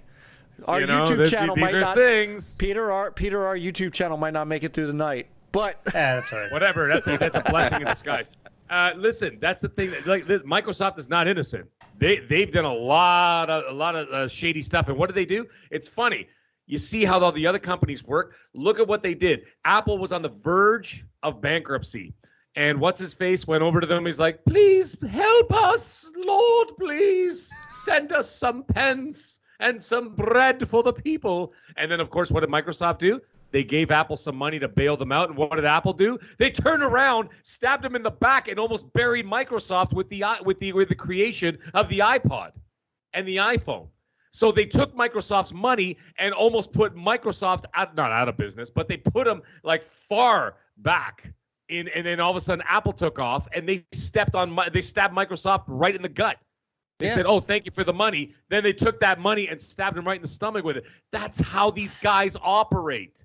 It's the same thing with Sony. That's what Sony had, right. Sony was taking money from Minecraft and Minecraft Dungeons and Legends and using that to buy frickin' Final Fantasy exclusivity. Right, and then they were doing exclusivity by taking the money that they were making off of Microsoft games, and they were turning it around. Exactly, they were turning around and taking games off of the ecosystem. Phil said it right there in the court. Right. And, at the end of the day, the same thing also when Sony came into the video game business, you can't open the door just a little bit gingerly open the door to get into the business. You got to kick the door down. And what do? They kicked the door down and they killed Sega and they killed a lot of other, and they almost tried to kill Nintendo on top of that. Yep. Right. Because they wanted, and like I said, if you're trying to get into these businesses, you can't go in and go, oh, could we all just play nice? No, they had to kick down the door. Okay, they had to kick down the door like a monster, just badoosh, and there he goes, and there you are. You're in the room, and you have to take prison. It's like your first day in prison. You're gonna go on your first day in prison and go read a book? No, you're gonna stab the biggest guy in the neck with your toothbrush because you want to lay down. You know what I mean? You want to lay down how the landscape of how things are gonna run. That's how it is. It's the same deal. So Sony shanked Sega day one. There it is. So it's I was having this I was not having a conversation with. I got involved in a thread today. You are not wrong in many, many, many, many ways, and it started with the Saturn. And I'll tell you that story. Somebody had posted these guys that very good guys, the Sega guys, were like,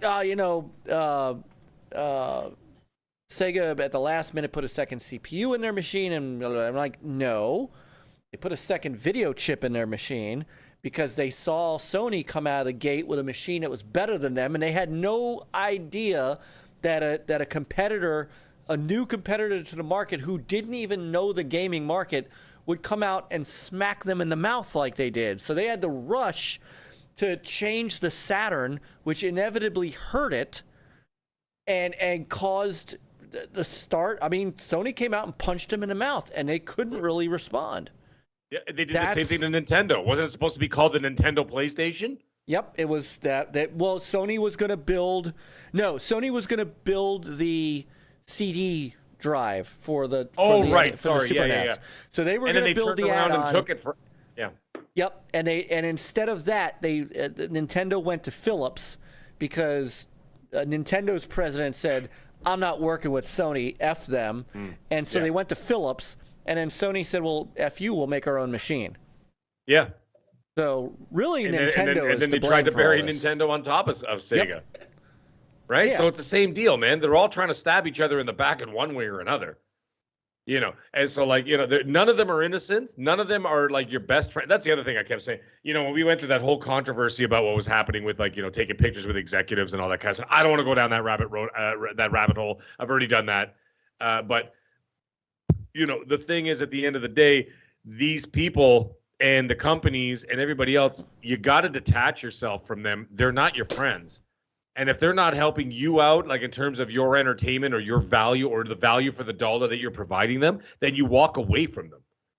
You know what I mean? Even if it's temporary, just walk away from them temporary. That's cool. There's no problem with that. Go back to them when you find that it's, that it's worth it again and that kind of thing, right? So none of them are innocent. There's no question about it. Microsoft is not an innocent entity. No, Sony is not either. None of them are. I don't trust any of them at all. to be quite honest. And none of those executives who, some I've talked to, some I've, whatever, had conversations with, they're not my friends. I don't know. You know what I mean? We just talk. And it's interesting to meet those people. I'm like, wow, that's very cool that I got to meet this person or got to talk to this person. It's very nice. It's amazing that they reached out and that kind of thing. It's fantastic. Don't fool yourself that 70% of that is the fact that that's their job. Right? That's their job. Right? It's so that's what part of what they do. Anyway, the point is that you don't trust any of them. But the problem is, rounding this back out, we're going to Tarantino this and go right back to the beginning of the story here, is that this all ties into Lina Khan, is that she had the right idea. The problem is that she's trying to fight everybody all at once, just like Peter said. She's not picking or choosing her battles. She just went to battle everybody. It's like Right. it's the same as when you're trying to please everybody, right? Mhm. You can't please everybody. Provide something that you're your product, and then you hope that 70% will like what you're doing. And that's the best you can hope for. That's true. Oh. By the way, I'd had this up on the screen just because, again, I wanted to give some people some just a little bit of reality, because she is crazy. I think whether or not it, and I'm going to go through this because most people don't think it's got a chance in the world to succeed. I think they're gonna appeal. I think they're gonna appeal, and because she can't. It would be absolutely, but I don't.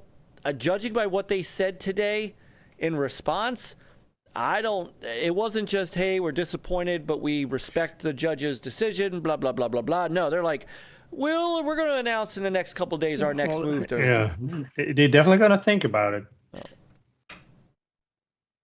They might not appeal, but they will definitely, in the end, they might not appeal, but they definitely think about what they can do.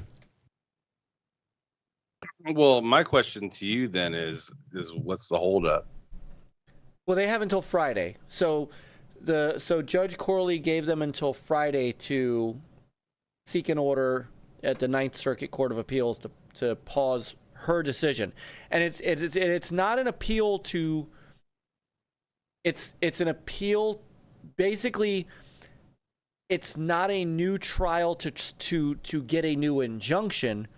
It's to appeal Judge Corley's decision, and to pause her decision. So what they're trying to do as best as they can, I don't think they've got a shot. I think there is some truth to what you're saying, Mag, that they kind of know they have a losing battle. They want to have that battle because it's in their ideology. It's big tech bad, Microsoft bad. They know that they're getting their ass handed to them. So the best thing to do, run out the clock. The proposed deal has a July 18th termination date. If the FTC can drag this along to July 18 and force them, Microsoft and Activision, to walk away, that is the secondary end goal for them. She might not win in court. She might not, in her mind, and I'm not saying this is reality, in her mind, she might not have to.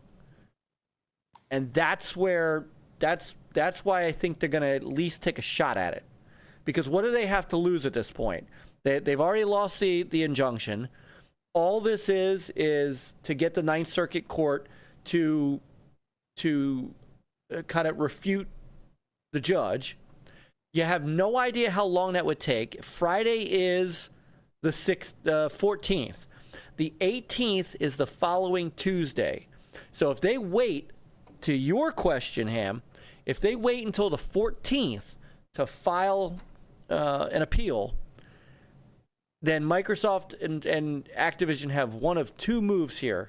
Either they have no choice but to walk away, they will close the deal and hope that the Ninth Circuit Court will throw this out, or they extend. And I don't know how much leeway they have on extension, because that has to go through shareholders, that has to go through a process, and you're talking about 7 days to make that happen, including a weekend. That's a tough road to hoe, and I think the FTC is going to bank on that. That said, there's nobody thinks that they could win an appeal. The FTC may have difficulty on appeal establishing the fact without which the case as they framed it goes away. Because all the facts seem to break in Microsoft's way. All the facts that came out during this trial really didn't help the FTC. So, you know, Will probably is not the same as May, and the judge got the standard wrong. That's not how it looks. So,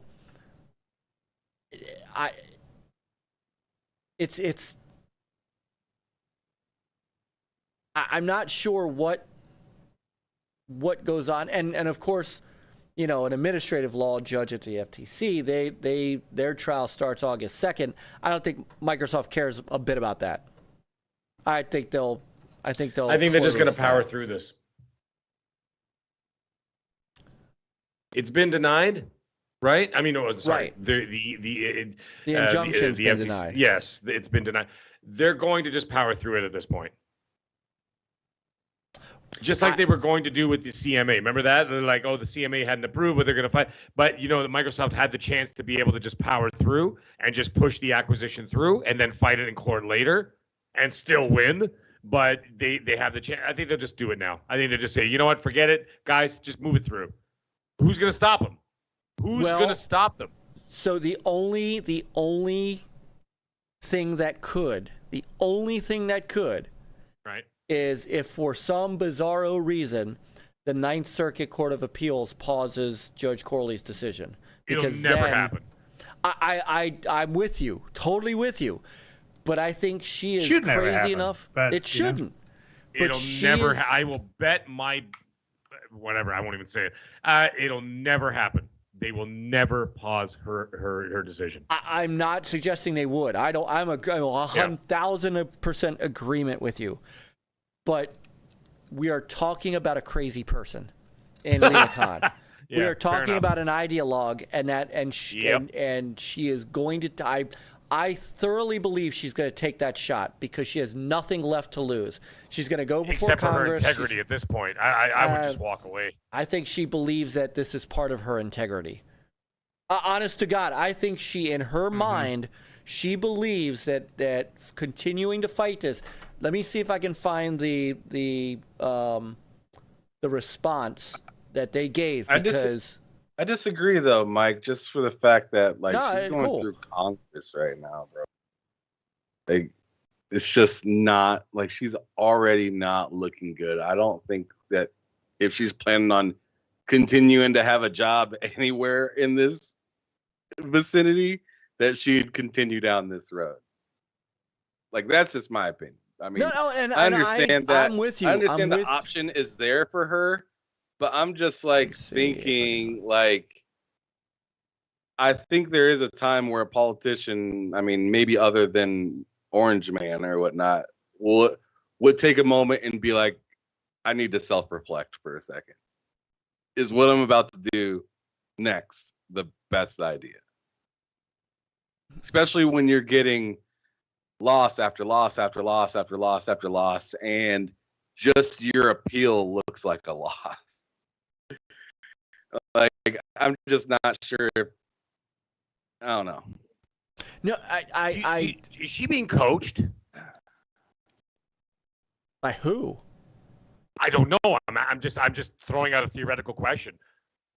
Do you think someone's coaching her? Do you think someone's in her head saying, "Oh, you got to do this"? Maybe every morning when she looks in the mirror. I mean, you've got to be I know, Mike's right. With these psychotic ideologues, go talk to Disney. You know what I mean? They're losing billions of dollars, and they're letting these clowns just keep running the clown show. And I'm like, go. When does it come to a point where someone says, "Can you guys stop?" You know what I mean? Or you know, like when's the purge coming? But the thing is, like, where does it end? But the thing, like, she seems intelligent enough that she would understand that you got your ass kicked and you're getting up and you're going for more. Just take the licks and go home and learn from it. Like, holy Jesus, I don't understand it. Well, and somebody at Market Yeah, but then Watch, there are certain groups. I mean, they will stand behind her though. So even if she gets fired or impeached or whatever, it's like, look, she's fighting, like, you know, she's fighting for the cause. But it's yeah, true. But that, you know, that cause, especially these days, is dwindling by the minute. Right. So, like, you know, it's getting smaller and smaller and smaller. And you see what, you know, the pushback is getting bigger and bigger and bigger. At what point do you just say, guys, we lost because we went insane? We swung the pendulum so far the other way that we have lost not only our way, we've lost our goddamn minds. And this is no different. This case is no different. And they, like, what are you doing at this point? You lost. Walk away. Right. Leave it alone. It's like Apollo Creed in Rocky IV. When Rocky said stop, and Creed is like, don't you dare throw in that towel. Don't you dare ring that bell. And Drago killed him. Yeah. I would have liked to see Apollo Creed in Rocky V, but no. He had to go back in there and get his ass killed. The thing is, if it would have been a real business, she would have, or I wanted to would have made her. But now it's like, you know, it's an infinite pot of money. Well, see, like, Myke, do you put any stock in that, seeing that the way the CMA reacted, that the FTC may not want to try to appeal due to it seeming, because to me, after that happened, it was crazy how fast the CMA was willing to try to figure out some sort of, like, remedy. It was. It was quick. I mean, I had just tweeted out that, you know, hey, what happens to the CMA now? And, you know, Microsoft to work with UK regulators after US. That happened at 11:20 a.m. So,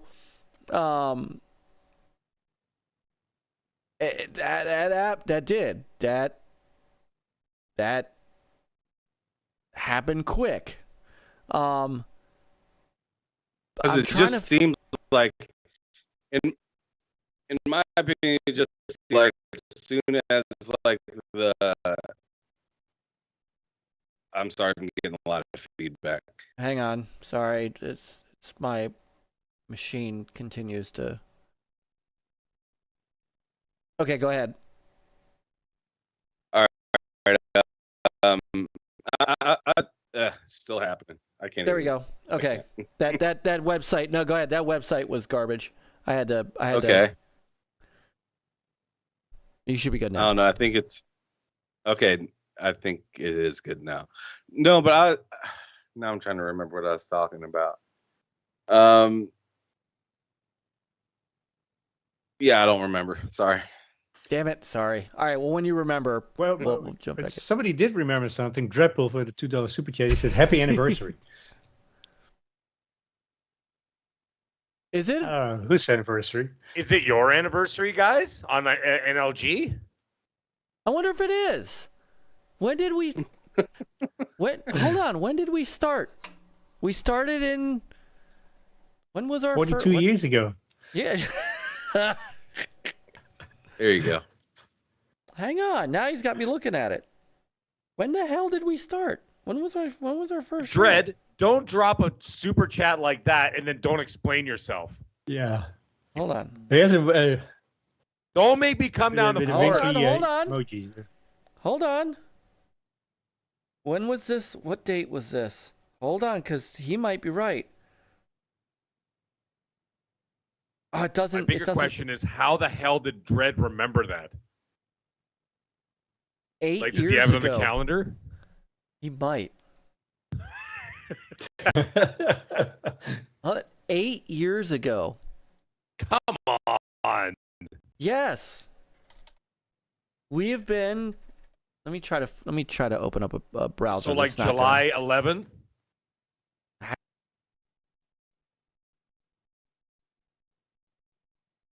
Hang on. 2-pad stack. No, we don't want Titan Drago singing anymore. Thank you very much. Ha! All right, I've got too many damn windows open. Give me a second.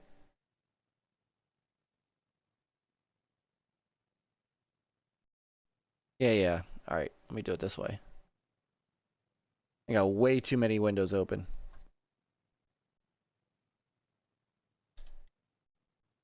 See, now he's got me looking.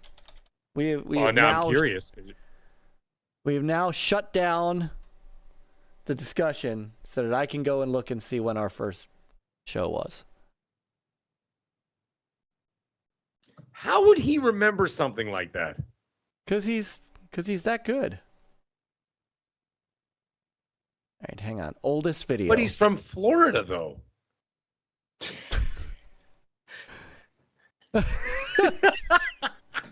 I was waiting for someone to say something. I'm just taking shots, man. I'm taking shots. I want to see if anybody's like, oh my God, did Mag say that? I love Florida. See, it doesn't say exactly. It just says. Yeah. No, June. Okay, hold on. June 9th. Oh. June 9th, 2015. Wow. So it's 8 months and 1 month, basically. We're 8 years and a month old. Or sorry. Wow, sorry. I meant to say Holy 8 years, crap. 1 month. Yeah, my bad. We've been doing this for 8 years, and Peter, you've been with me for 5 of those. Wow. It's Peter's anniversary. That's what it is. Because he came in. Yes, it is your 5th anniversary. Because you came in July. I raise a beer to you, sir. Yes. Thank you. You came in. We talked about this. You came in on the 45th show or something like that. Nat. All right. Talks amongst yourselves while I go looking for this. Oh my God. That's something. I mean, Peter, I got to tell you, I mean, sitting there having to do a show for 5 years and having Dreadpool in the chat for 5 years, I don't know anybody who could handle that. Where is this guy? All of a sudden, we're cracking jokes. I'm taking pot shots, whatever, and he's disappeared. He disappeared. Of course he disappeared. He probably went to Dairy Queen. Maybe he's breaking bread. No, he's not breaking bread. He went to Dairy Queen. I know he goes to Dairy Queen a lot. I know he does that. Oh, that's funny. There was another show I was on, and I'm like, "What are you doing?" And he's like, "He goes, I'm at Dairy Queen." I'm like, oh, "Okay, never mind." Breaking flurries with Dread. Yeah. Put the flurry down, and can you answer the question, Dread? Maybe it was a blizzard, and that in Florida. Oh, that's right. Oh my God! How in the world? That's what I'm saying. How the hell would he remember something like that? That's actually quite remarkable. That is remarkable. Yeah, I mean, I would have probably puts it in his calendar. Like, if a detective came to me tomorrow and be like, "What were you doing last Tuesday?" I'd be like, "I don't know. I drink a lot. I don't even know what happened yesterday." Whatever. I'd be the worst guy in court ever. I'd be like, "Mr. Mag, on the night of," I'm like, "Don't even bother because I don't even know what happened this morning." I'm like, I just showed up here. I'm probably still drunk from yesterday. So whatever you're going to ask me, don't worry about it. I don't know. I didn't see a body. I don't know what the hell you guys are talking about. For Dread to remember something like that is incredible. Boogie says, ADHD, take the wheel. Oh, man. He says, this proves my point, though. Myke needs a secretary. He's not wrong. Does somebody want to wake Fastback up, please? I am still looking in our Discord, and he has not answered. No, he's sleeping. He is definitely asleep. And now, you know what? Actually, we should get Titan Drago to start singing. That'll wake him up. 11:30. Sorry, just woke up. First rough day back to work. What was he on maternity leave? Wake up, Fastback. Let's go. What do you mean first day back to work? He was on vacation as well. Oh, okay. All right. No, I had to give him that one. So, shout out to Bigblock. He's a member for 8 months. He says, "I'm not sure how much longer on this platform." ... I don't know. It all depends. Well, it ain't over yet, man. Like, listen, Rumble's sending jabs. They're giving jabs. But that haymaker hasn't come yet. Not yet. You know? You know, they haven't got that shot in the jaw, which really rattled their bones. They haven't got one of those yet. They just got jabs to the midsection. Maybe a little bit to the chin, but nothing big yet. Not yet. So YouTube's still the king. It is still the king, but I'm telling you, But here's the other reason that I've gone to a bit more like kind of. Did the stream start over? Oh, did it? I don't know because I just welcome to got NLG. No, okay, it's still up. Yeah, it looks fine to me. The no on Rumble. One of the other reasons that I'm over there doing game streaming is because the quality of the streaming is better. Is better, yes. I've heard the same thing. I haven't done it myself because I don't stream, but I've heard from some people that say the quality is better. Yes, you're right. And people have told me, and have moved over there. Bigblock is, if there's a switch to Rumble, I guess I'll be ready. There is. Like, welcome to the Rumble channel. Yeah. I gotta figure out. So you came on. See, now you got me looking, Peter. You came on when we started going live, and that was. I think it was was it 45, 46? It was somewhere around there is when you came, when you entered the scene, and that was around July. So now I'm remembering this, that Dread is kind of correct. It was somewhere in July of like 5 years ago. Let's see. Might be longer. We have stopped the whole show so I could do this. This is the sad part about my life. You know what? Can I bring up something that I thought about, which Dreadpool is now going to spearhead because he did it before with the Gaming Beyond the Box guys, and I want him to do it again. So Dread, when you listen to the end of the show or you listen to the replay or whatever, or I'm going to DM you, one of the two is going to happen. Now that Microsoft has ABK and they have Call of Duty and whatever else. I don't know if anybody was part of this. I don't know if you guys were part of this when they had the big Fortnite tournament. Were you guys part of that? Not the Fortnite tournament. We were part of the Halo tournament. Okay, because there was that Fortnite tournament where Dread and I can't remember who else were actually like the MCs of the event, and they were actually like doing play-by-plays of like all the different matches that we were in, and there was like a whole bunch of us, like almost 100 of us playing Fortnite in different matches or whatever, right? And it was incredible.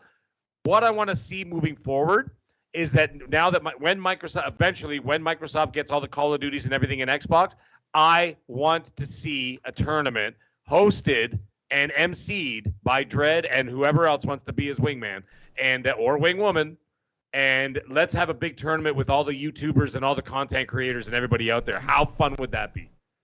As a celebration of having all these games and everything coming to Game Pass. Come on, man. That would be awesome. I don't know that I would play Fortnite, but it doesn't have to. No, not Fortnite. I'm saying when he did the Fortnite one, it was almost like watching like a tournament on TV. Like he was doing play-by-play of all the different people playing. It was actually really fun. And Dread was the one who spearheaded it. So the reason why I'm bringing it up, let's do it with Call of Duty, but keep it private with only content creators and YouTubers like all of us. And then Dread like do the play-by-play for like the whole tournament. How fun would that be? Just like he did with the Fortnite one for with Wilmy and company. All right, I found it. Okay, so when did he start? July 31st, 2016. Ooh, so 6 years. You are 6 years with me, Peter. 7 years. 7 years. Well, I guess, would it be? 7 years. 7 years. 16, yeah, 20, let's see. Oh, hang on. Sorry. Don't mean to turn it. Stop. Yeah, that's 7 years. Episode 49. No sleep till. Yeah. July 31st, 2016. Hey. Wow. Damn. Well, in a few weeks, 2 weeks, happy anniversary, happy 7th anniversary. That's crazy. 16, wait, 17, 18, 19, 20, 21, 22, 23, yeah. Shit. 7 years. So, yeah, okay, that would make sense because then we would be 2015, so we'd be 9 years. 16, 17, 18, 19, 20, 21, 22, 23. No, 8 years. We're 8 years that's old. Still, man. Peter's been with us for almost 7 of those. So who was there in the first year? If you remember everybody who was there, who was there in the first year? If Peter wasn't there, it started with my original Next Level Gaming writing team. My 3 original co-owners of the website, Sean Foster, who was my Nintendo writer, and Chris Wilson, a different Chris, who was my co-owner, who I ended up selling the site to when I retired from doing games journalism. right. And then I rotated a few people in and out. Some people who we'll just say are in my rearview mirror, and some people who are very much in my rearview mirror. And some others who left, because life sort of caught up with them, and it happens. But yeah, most of them know. I'll tell you off air. You'll go. I swear to God, one of them you'll go. That asshole was on your show? Yeah, trust me. Yeah. By the way, speaking of people that, some people that used to be whatever, and have entered more toxic communities in the last few years, some of their Twitter accounts were closed today. I saw that, and we'll just leave it. Yeah. How crazy is that? Like some people, they actually took it so hard they literally closed their accounts. They'll turn them back on in a week. Yeah.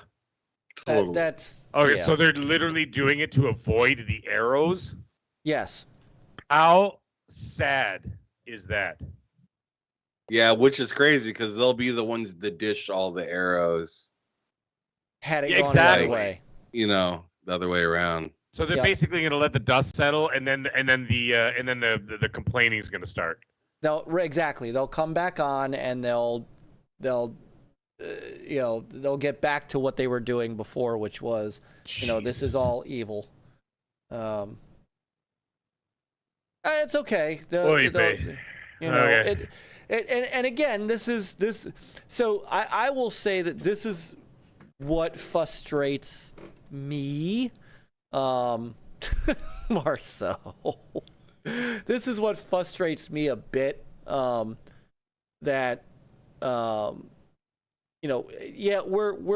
We've grown a bit, but a lot of those channels are much bigger than we are, and all we try to do is have fun. Yeah, we're not always positive all the time.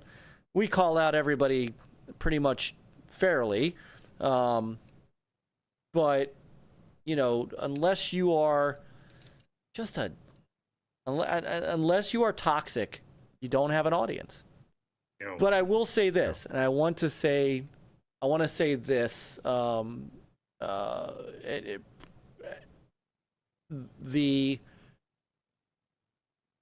The community that has been here with us this entire time.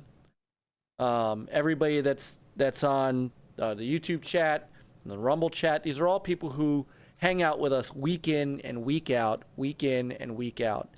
and I would take them any day over a chat full of toxic assholes. Yeah. Any day of the week.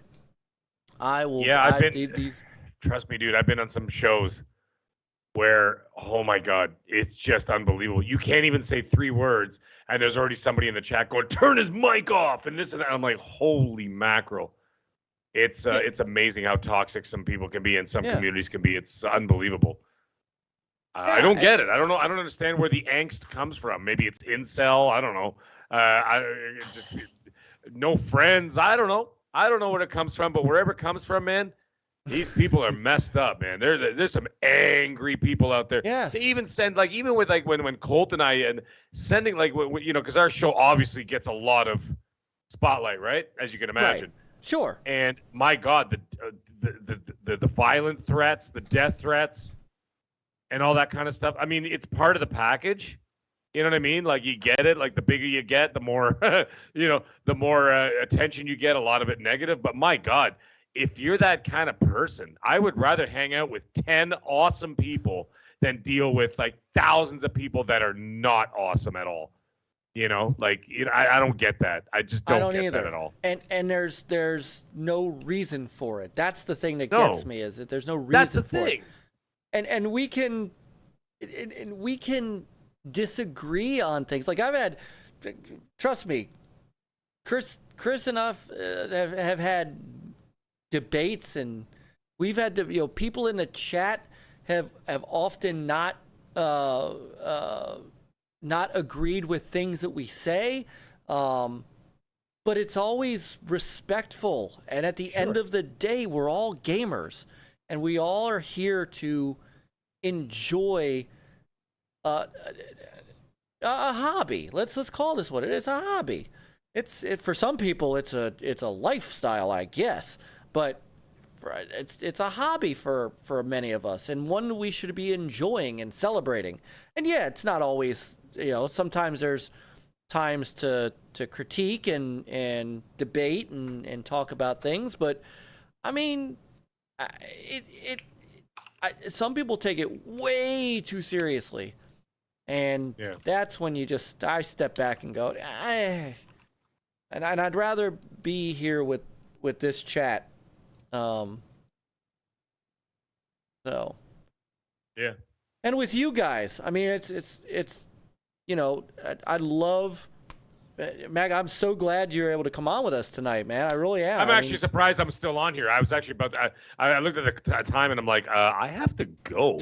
But yeah, we've been talking for like an hour and 40 minutes, and I was just like, I thought to myself, I'm like, I could probably squeeze in about half an hour to 45 minutes.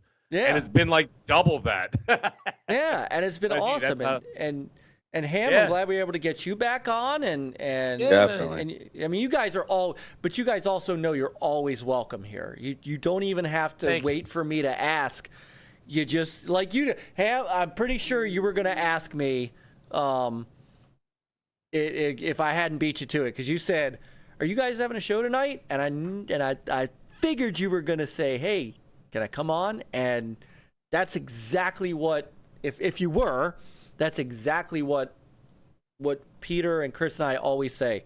You guys do not even have to wait for us to invite you. If you want to come on and talk, you guys just say, "Hey, you got room for me tonight?" And the answer is pretty much always yes. Hey, Ham. So. Yo, what up? Why don't you check? I'm on Primetime Gaming. Why don't you hit up Boom tomorrow? See if he, you're throwing on the panel if you want to check it. If you want to talk about it tomorrow night. Yeah, tomorrow night. Yeah, I'd be down with that. Hit him up in the morning, or hit him up now. Do that. He might not be up, but like, because he's up early because his wife goes to work like super early, so he might be sleeping. But like, hit him up anyway. He always checks his DMs. Come on and talk, man. It's gonna be like the last couple of weeks. It's been kind of like quieter, like only like 4 of us on the panel, like 3 or 4 of us on the panel, as opposed to like the 6 or 7. But I have a feeling most of the people will be back. But I mean, like Asante's been missing, and like Everborn's been there. But ask him, jump in. Okay. You got some good insight. You got some good insights on the stuff, man. Get in there if you want to get in there on those shows. To get in. I'm totally down, man. I'll definitely holler at him. Well, you've done a couple of prime times with us anyway, no? Yeah, I've been on the like at least 3 times. The morning show, the breakfast show. Yeah. Oh, okay. Yeah. I swear you've done a PTG with me before a few times. I don't. I did a prime time. I do too many. I do too many damn podcasts. Yeah. Well, I know. Some people ask me like, "Oh, did you do this?" And I'm like, I don't remember. I was on Primetime Gaming 6 months ago. Yes. Yeah, it wasn't that long ago. I was on you. So, which I got to get I got to get with Boom and get him. There was a couple times I just haven't been able to hook up a schedule with him, but it's harder for him at night. Like it's just the same as me. It's very difficult because it's he has early starts, and of course he has a lot of shows now, right? Dude, like now he's going. I think he goes live 5 days a week now. He basically has his own 24-hour channel. I don't know how basically he does it. he's like the CNN from the 90s. Like he's just like 24-hour news cycle just going. Yeah. Well, he's got plenty to talk about. Especially these days. Holy. Yeah. Man, it's like the drama's real, like with all the with the gaming industry these days, you know? That's fact. Absolutely. Holy. It's like it never ends. It never ends. Like I wake up every morning. Like the sun has barely decided to poke his head over the horizon, and my phone is littered because of all the different time zones of all the different people I talk to all over the world, with hundreds of messages and notifications and all this stuff every single morning. It's crazy how much stuff is going on out there. I'm like, holy mackerel! Even like during slow times, never mind like these times. These times are wild right now, right? But like even like a week ago when things were like slow. Still, there's always something going on. Yep. Oh, Dreadpool, Fork Boy. It was Dreadpool and Fork Boy were the MCs of that tournament. Okay, Dreadpool, get that stuff together, man. That'd be really fun as like a celebration of like Microsoft getting the ABK deal. Let's do some Call of Duty tournaments in the future when they put the games on Game Pass so that everybody has access to them. Do it. There you go. Yeah. That's what I'm saying. I think that'd be a fun idea. I think that'd be a great idea. Maybe I can get a hold of Phil. He might get involved in it.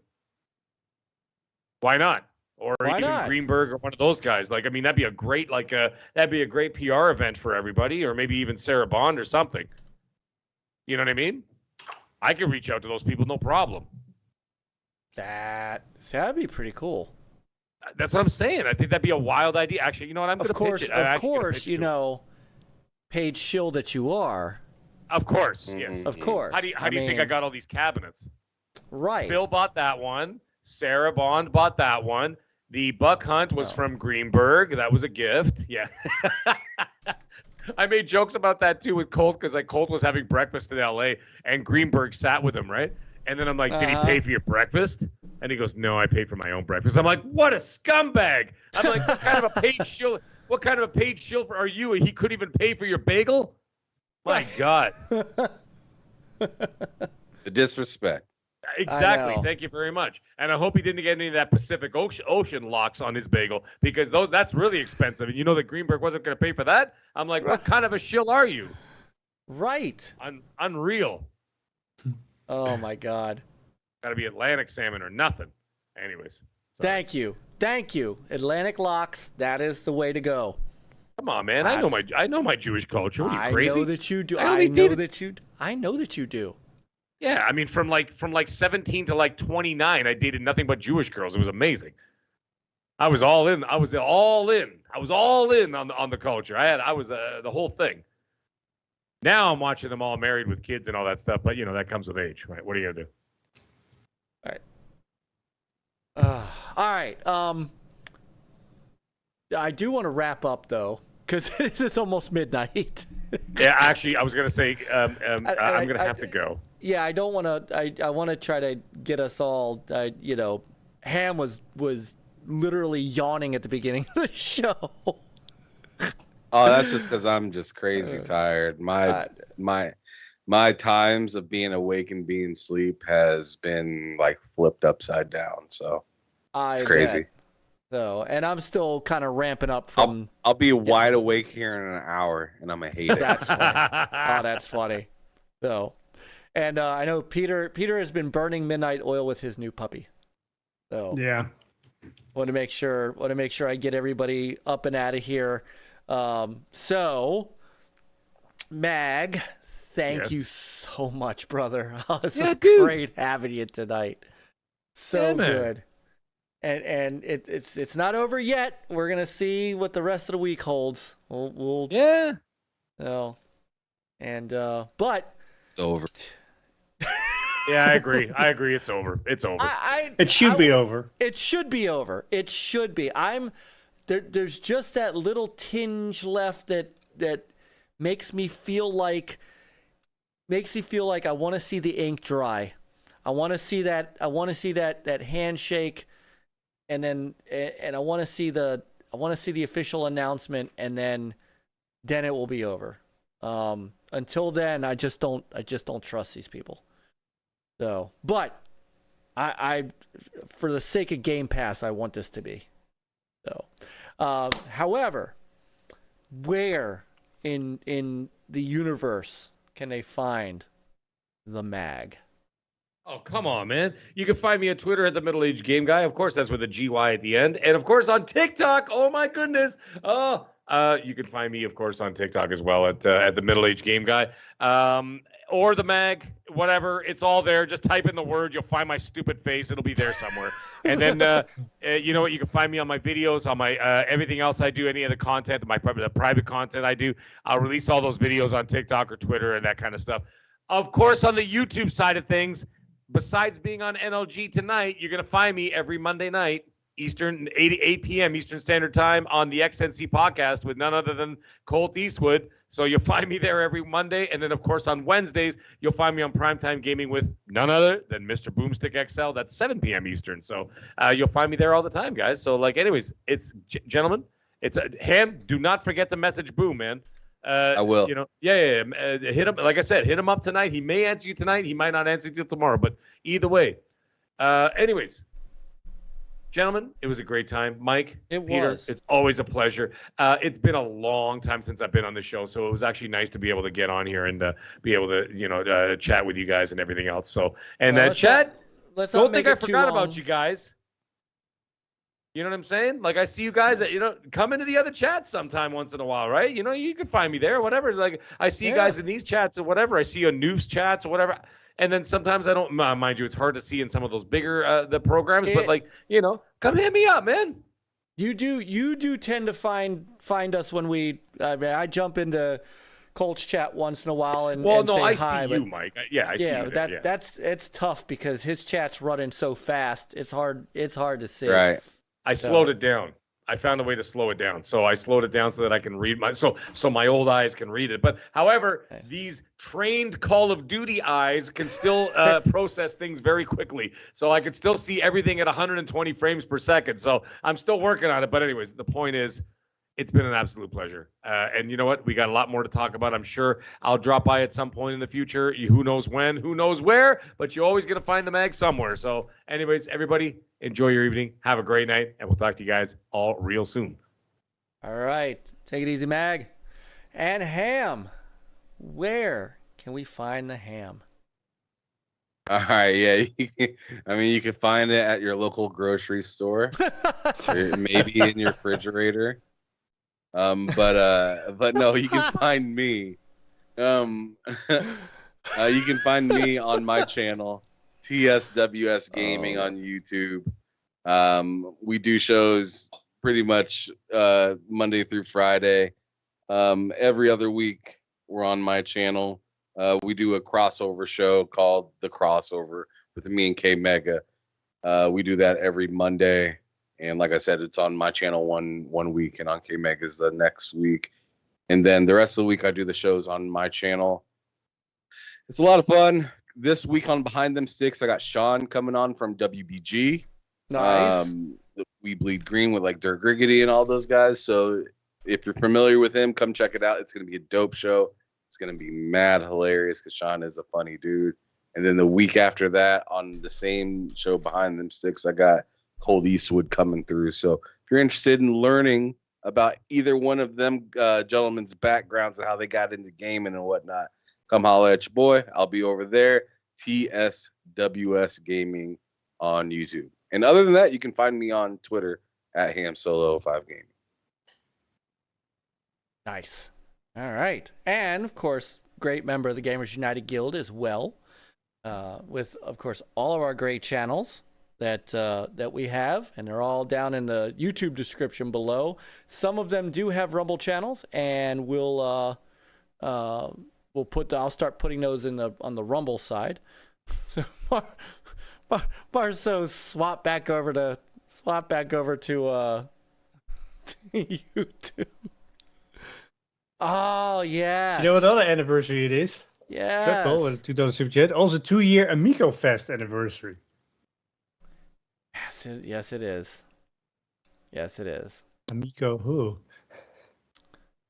I will say I did. The Amico might have been played in Honduras and Cozumel and Costa Maya. So it is now gone international. So, but yeah, it was 2 years and it was beginning of July. Wow. Damn. And now we have another Cuba missile crisis. Amico crisis. Right. Oh my goodness. Nate. We'll accept bras on stage if you're dropping those. Oh my goodness. Yes, if you're now bras are out. Now there are like phones and stuff, right? So how many years was HTK a 5-year battle mother? 6 years. 7 something. 2016. Yes, 7 years. Look, don't blame me. YouTube said 7 6. years. If you multiply it by 6, it's 42. Yes. 2 years of gaming. Yeah. How do we... Oh my God. And where can they find you, Brother Peter? Well, they can find me here with you and Chris sometimes. Every Tuesday, 9:30 p.m. Eastern. And you can find me on Twitter, HTK360. You can find me on Xbox at HTK or PlayStation at HTK360. You can find me. Even on Threads or Blue Sky, but Blue Sky is invite only, so that's. The hell is Blue Sky? I think it's from the makers of the old Twitter. It's now. It's the new Twitter. Right. Yep, he's right. That's exactly what it is. It even looks identical. Yeah. Oh, that's funny. But no ads. At least not yet. Not yet. Which is nice. Oh my goodness. All right. And then as for me, you can find me on Twitter at NLG Mullis. You could find our official Twitter at OG_NL Gaming. You will find me over on Xbox at Stinger NLG, on PlayStation at the original NLG, on the Atari VCS at NLG Mullis, and on Switch nowhere because I don't get on Switch. Ooh. And of course, right here on the NLG show with you, Peter, and yes, sometimes Chris as well.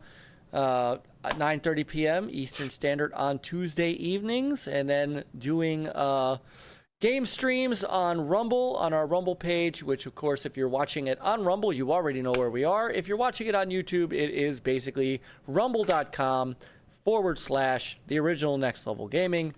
Kind of this actually just replace YouTube with Rumble. And, all right, I'm going to have to start blocking.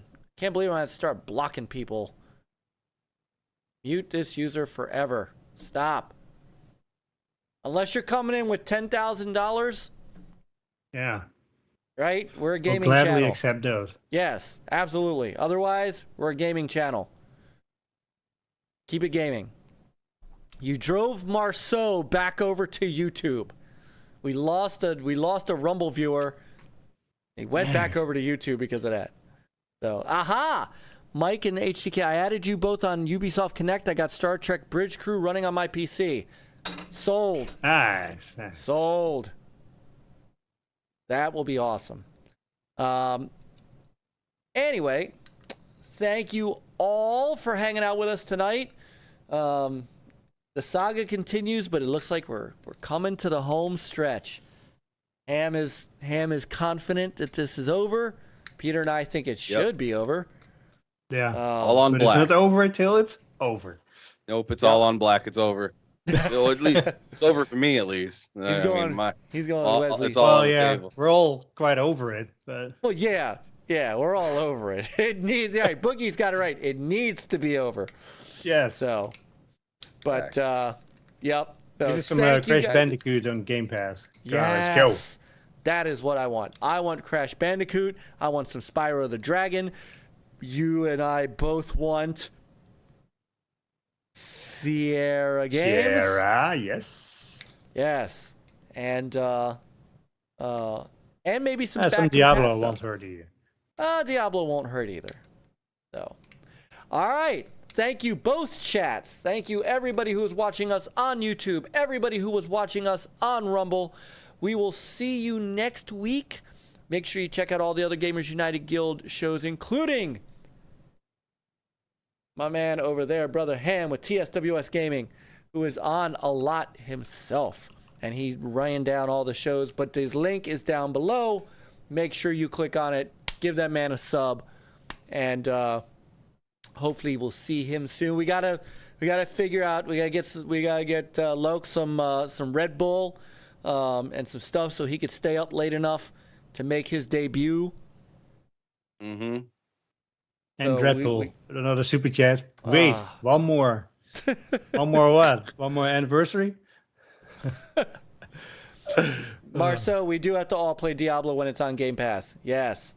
So, all right, Brother Bigblock, good night from Rumble and good night from YouTube. Sonic Team Racing when Xbox acquires Sega. Don't play with my emotions. Microsoft acquires Sega. That will be that'll be the week that yes, that will be the week I'm on Iron Lords. COG has already promised me that the day Sega is acquired by Microsoft, that week I am on the Iron Lords, and we are going to celebrate like you have never seen before. That would be really cool, but at the same time, my two favorite IPs from Sega would have like no way of coming back. Which would be what? Which would be NFL 2K. I know. And also Sega GT. And if Microsoft acquired them, we would never see a car game. Oh, hold on. Mike is diving into his archives. Yep. Hopefully he has alphabetized them. It will be easy to find. There he is. Must have been. Would you, good sir, be referring to this? That 2002, whichever one, man. Sega GT is fantastic. Sega GT on the Dreamcast was the first one I played. Was amazing. Absolutely amazing. Absolutely blown away. They had the one on the OG Xbox, I think it was. That was the one that I think Ham's talking about, 2002. 2002. I remember there was like one race. I never finished it till it became like backwards compatible on the 360, and I was able to finish that race. I think the controller was a little better. Oh Lord, he went and put it back. He's probably finding something else. Oh Lord. It's like National Archives down there. I think I traded 2002 in. No! I know, but I still play the original on the Dreamcast. That might be in my next retro stream that I do every other Monday when I'm not on the Geekstorian channel, another channel, Gamers United Guild channel. You need to subscribe to down in the description below. Every other Monday is Retro Roots, and when I'm not doing Retro Roots, we're going to do it next Monday. When I'm not, I'm here on on Rumble. I'm pointing as if Rumble is somewhere in the ether. I'm doing a retro stream every other Monday, and I might have to do some Sega GT. Yes, looking forward to it. I subbed to Geekstorian. He's awesome. He really is. He does some fantastic content. Truly fantastic content. So, all right. It's now 12:15. I'm going to get us out of here. Yes. Yeah. And to get us out of here. Good night, everybody. Thank you, Ham. Thank you, Mag. You guys are awesome. Hey, Game Complainers. What's up, boys? Said just stopping in to say hello.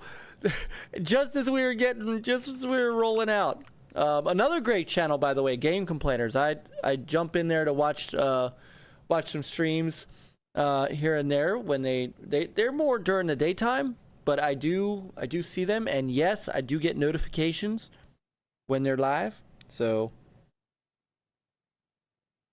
anyway, we're gonna get on out of here. So good night, everybody. We'll see you later, either Thursday or Friday for some gaming, and pick up a controller, get some gaming in. Play on, gamers. And press play on tape. Old school.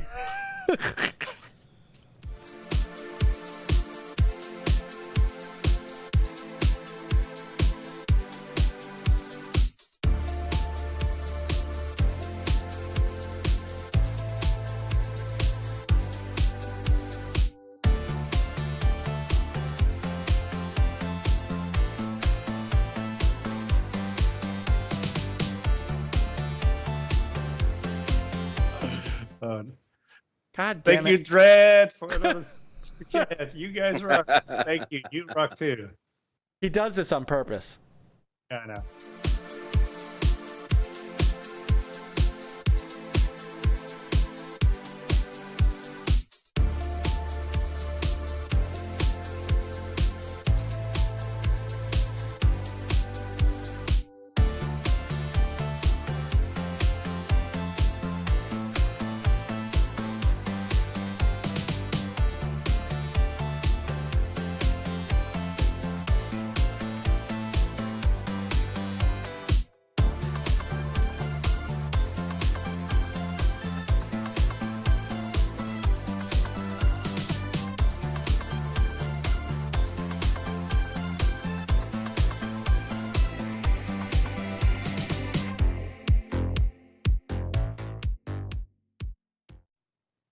I'm not doing the ending this time. I'm just gonna cut the stream. Dread, we love you too, man. We do love you. Make sure you also sub to Dred's channel. He is. Yes. Yes. All right. Good night, everybody. He's unofficial god. Yes, he should be. He's gonna join us one day. One day, we'll get him. Good night, everyone.